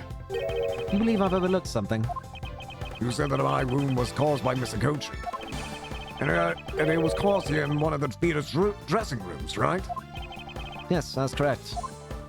I'd like to point out that is simply not possible. My wound is a stab wound and one that could only have come from a blade. I wonder where you will propose that such a weapon came from. This theater was packed with security guards. It would have been impossible for anyone to come into this area with a weapon of any sort. Just as Mr. Alba was able to bring in the alabaster knife in the bouquet, there must have been some other way to sneak in a weapon of some sort. Well, but as long as you can't prove what that other way is, all your talk about Mr. Kochin stabbing me is pure nonsense. So if that other way does exist, you better hurry and tell me now. With pleasure. Oh, I knew it! Oh, that was... I can't believe that I'm Edgeworth, apparently. With pleasure. Oh. Wait, what? This piece of evidence shows us how Mr. Kochin brought a weapon into this theater. Wait. You're not telling me... Take that! The knife! Among law enforcement, this piece is known as the Yanagarasu's key. A key? It's a key my father stole from here 7 years ago. And it is very unique, in that it is both a key and a knife. Meaning that under the guise of a key, it could have easily been brought into the theater. And you couldn't dispose of the knife that stabbed you. Therefore, you wiped off the blood and placed it back in Mr. Kochin's pocket. After all, the key itself opens the safe in his office. Inside that safe, there was a document about Godothian paper, signed by Mr. Kochin. In order to make it look like Mr. Kochin died as a leader of the smuggling ring, you had to make it so that the police were the ones who opened that office safe. All that hard work to save yourself only served to destroy you in the end. Shall we try matching this nice blade with your wound, Mr. Circus Alba? I think that's it. Is it time for his freak out? I think it is. And that is what some may call the coup de grace. Impossible! You can't take me down! Swine, all of you! Especially men in coaching! This is all because of that man's betrayal! He sought to steal control of the smuggling ring from me by removing me as ambassador. Which is why he deserved to die while bearing the guilt for all of my crimes for me. That's why I sent out the Yanagarasu's card. And how this incident was born. Manny was supposed to be the smuggling ring's leader, who was killed by the Yanagarasu. I had another reason. Yet another story that was supposed to play out. Manny's death was supposed to bring everything to a close. I would have gone away for it too if it weren't for you meddling prosecutors. Well, so that's a shame. Mr. Alba, I'm afraid there's one more question I forgot to ask. This country's or Alabast's, which country's court would you like to face first? Either way, it's game over for you.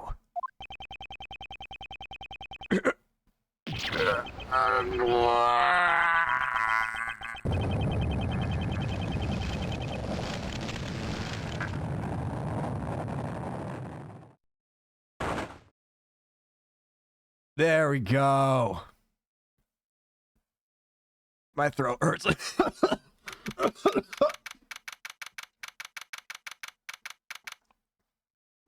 Oh, ow. My throat hurts now. March 17th, 11:21 a.m., District Court, Defendant Lobby number 2. Whoa, this is it, the big day. It's Mr. Apple's trial today. And next week, he's scheduled to stand trial in his own country of Alabast. Francisca's heading that one. I suspect she'll be serving a full course of whiplashes at it. Having to face Miss Von Carmack in court right after facing you, sir. I don't even want to think of what to do, what that would be like. Got a glimpse of Mr. Alba as he was being escorted into the courthouse. Boy, he looks about as glum as I do the day before I get my monthly paycheck. You know, I've been thinking. That flight attendants and even Mr. Portsman were all Mr. Alba's secret agents. Yeah, you're right. Like, Cammy and Portsman. Correct. That smuggling ring was the common thread between all the incidents. Cammy Mia was to provide support during smuggling ops using her job as an attendant. And Mr. Portsman was to manipulate trials related to the ring to end in their favor. Ugh, high-fly airlines and even the prosecutor's office. No one was safe from the smuggling ring, huh, sir? I suppose that there are even more members of this ring spread throughout the world. Yeah, sounds like such a big off that I can't even begin to imagine what it's like.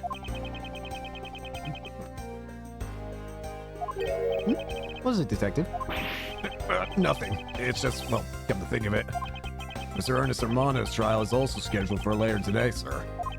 I'm aware of that. Mr. Hermano has been working with the smuggling ring now for over 10 years. He used the Hermano Group's various connections worldwide to assist the ring. But all of that has come to an end as his conglomerate is now undergoing harsh scrutiny.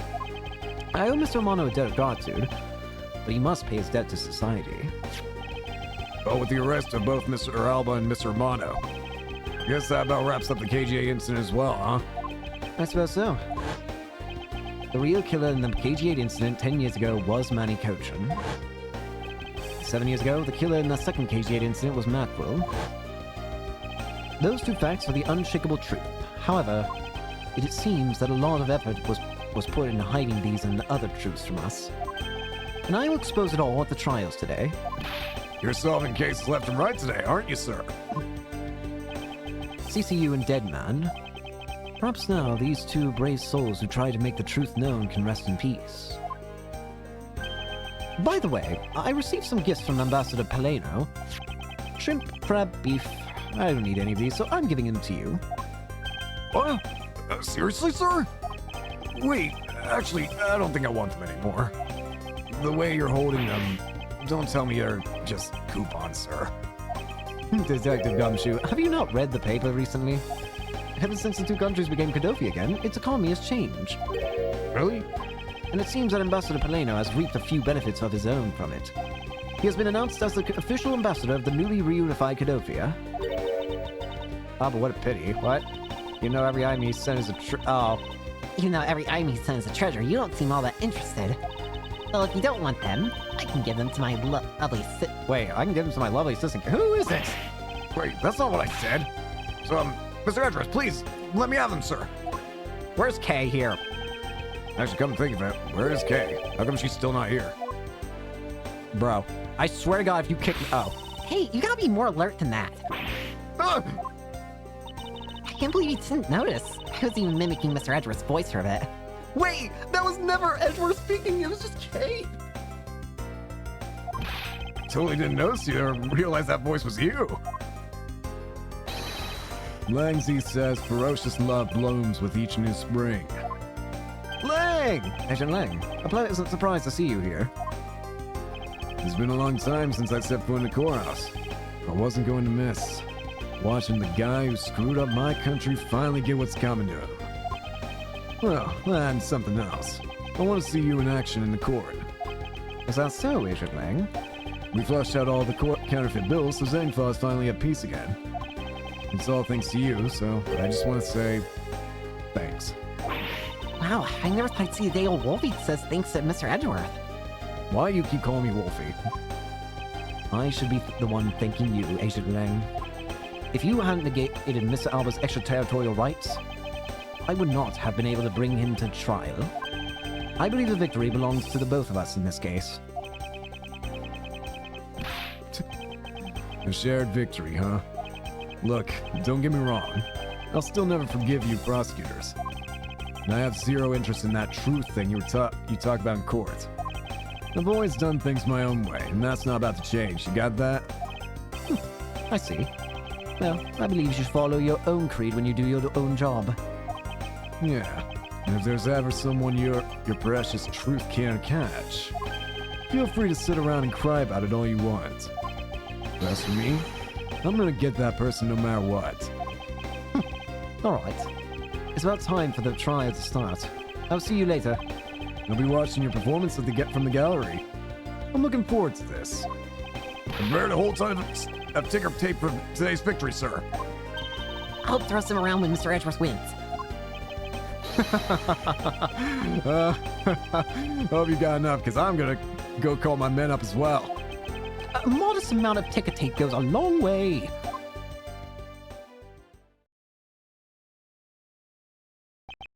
The scene shifts to the courtroom, and the final act of this long tale begins. The legend of the great thief Yalgarasu is the story of those who chose to dedicate their lives to the pursuit of the truth. Prosecutors are those who seek a guilty verdict for the defendants they meet. And to that end, you have no choice but to win by any means necessary. That creed was forced onto me since I was very young. However, I no longer think that is all we prosecutors are. And that's because...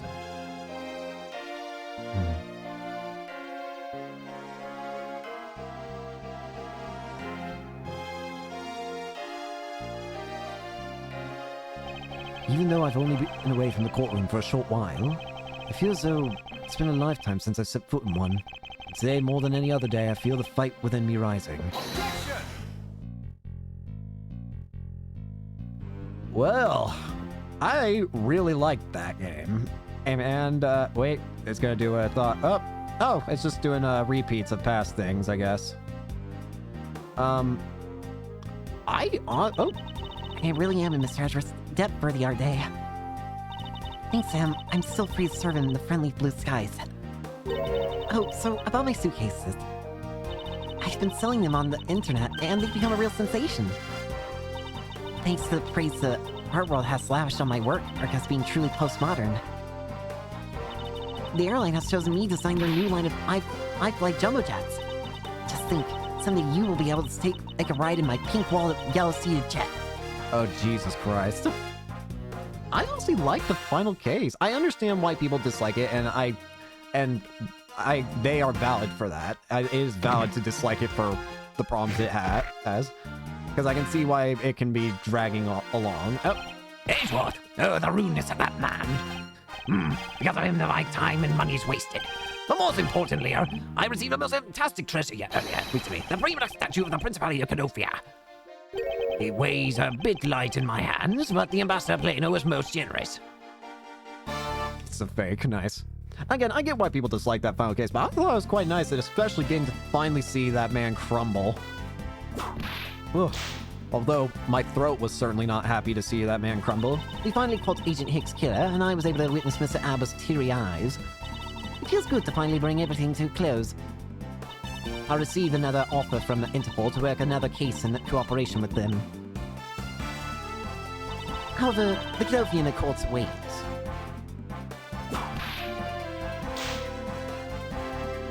Canofia's air is supposed to be very fresh, so my whip could find new vigor there. Though, if I like this game, I'd probably go like the next one, because some people, I've heard plenty of people in the community say that Ace Attorney Investigations 2 is the best in the series.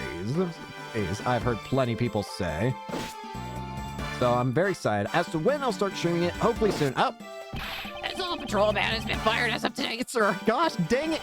I thought I was safe since we found the gun I dropped. I noticed that I dropped my badge earlier, too. I guess what really broke the camel's back was that I couldn't find my badge.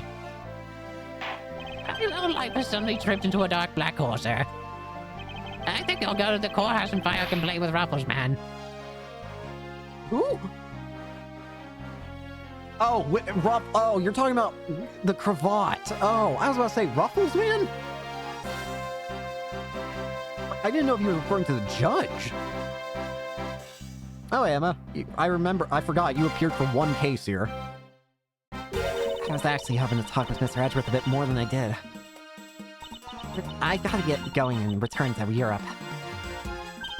Still got a long way to go and a lot of stuff to study there. Next time I help Mr. Edgeworth on a case, I'm gonna do it as a real forensic scientist. I'm sure he's gonna need all the help I can give him, scientifically. But yeah, I'll definitely, whenever I can, next play the next game, which I'm very excited to do, and of course it'll be the fan translation, considering that game never got released in America, which is a shame, but hey, we'll see what it's like. Because the kidnapping was staged, I was let off easy. But I won't be going outside much anytime soon, but that's really okay. You know what, prison, I'm forever trapped in this cage of love. The guard down at the detention center, well, when he's on guard duty... Gosh dang it, this lady's swapping between everyone. Such a cold look in his eyes, just like the prosecutor. Lauren, when will you ever learn to stop being a prisoner of love? Well... Oh, my throat still hurts from Alba. It probably got cut off because the mic also has problems messing around with the freaking screams I make, but hopefully some bits at least were heard. It appears all sorts of drama takes place outside the courtroom. Since we judges are here day in and day out, I've only heard a few rumors, but I actually live here, so I don't actually know anything. Apparently, Miss Edgeworth teamed up with a thief and became a detective. Maybe I should team up with a bailiff and try to become a lawyer or something. Yo, Ace Attorney Judge Wen, please. I want to see the judge's adventures. That would actually be beautiful.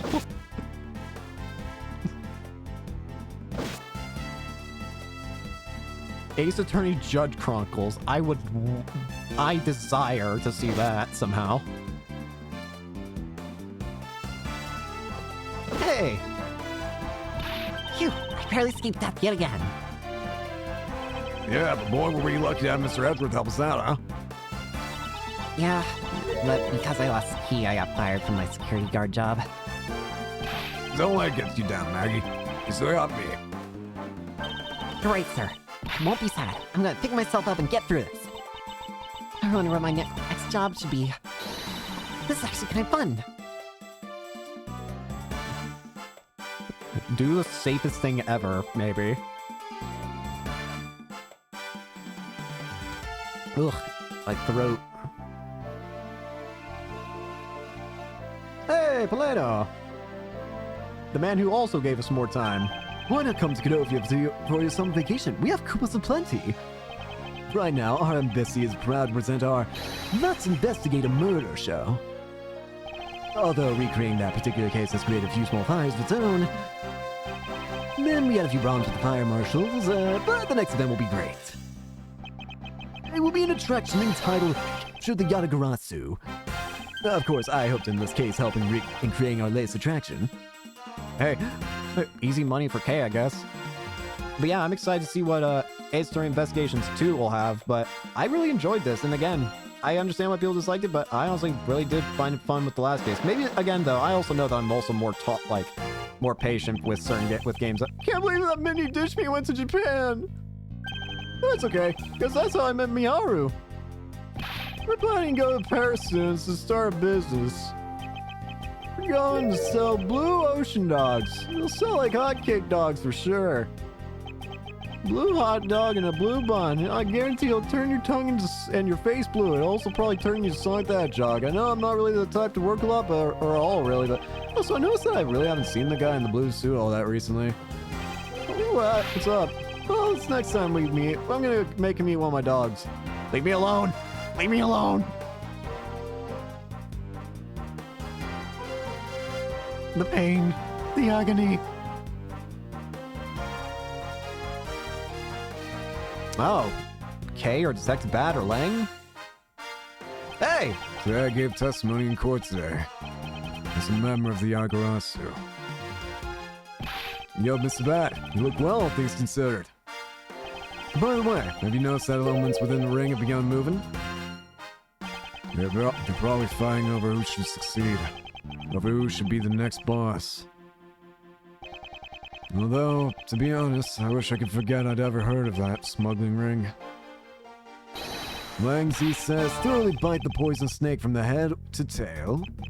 No one runs afoul of the law and escapes this wolf's fangs.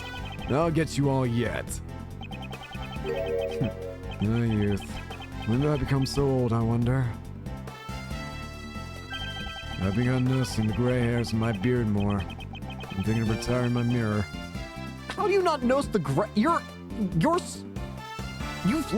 you've generally lost your color. You've somehow become like a black and white character, or like TV show character. But in a colored world. I was a pink princess in the pink badge all in the span of 2 days. Talk about busy. But it's alright because I got a letter from my beloved Edgy Poo. Leave me alone. Please take care of your hip, and when you wish to speak, first take off your headpiece. What does he mean by that last statement?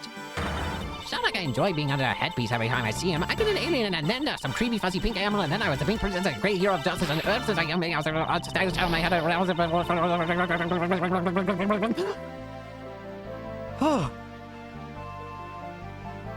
My head's gonna blow up.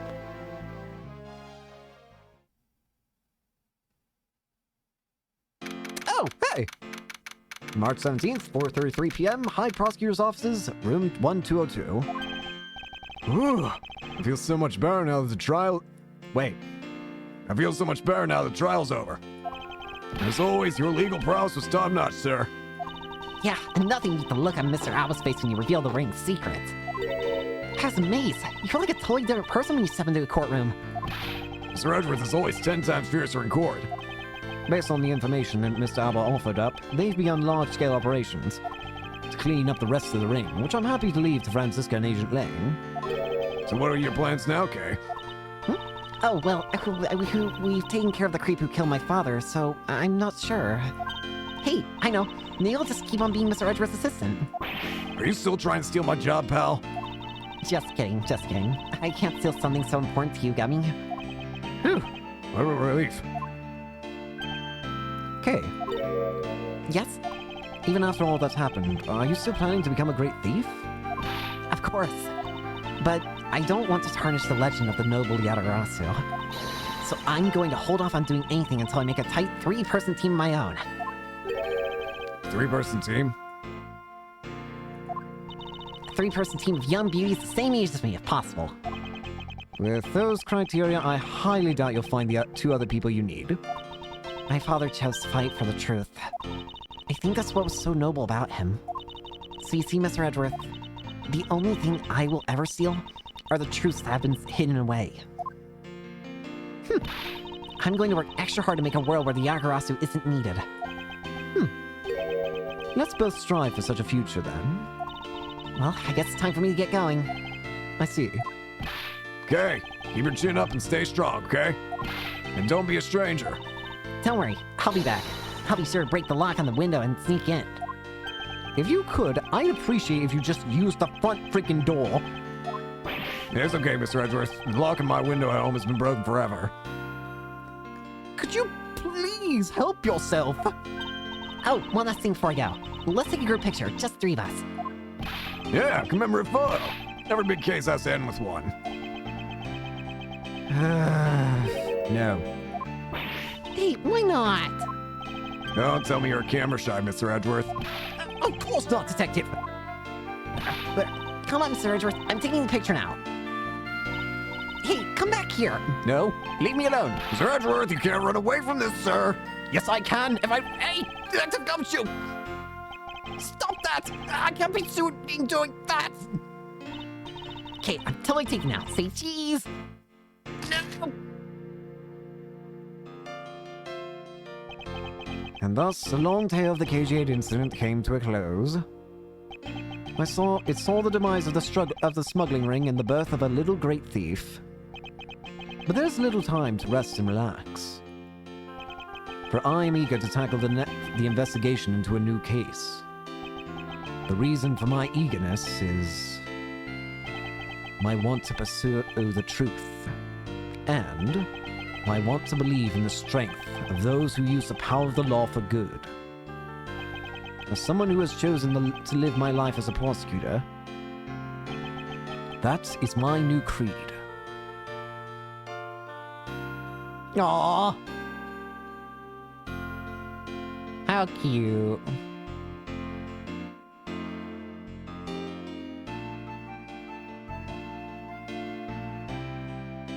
And that should be the end. I really love this, but yeah, I guess that's it for this game. But next stream, we will be doing the second game, which I hear is even better, with its fan translation, of course. Thank you all so much for watching. Hope you enjoyed, and I hope to see you all later. Peace.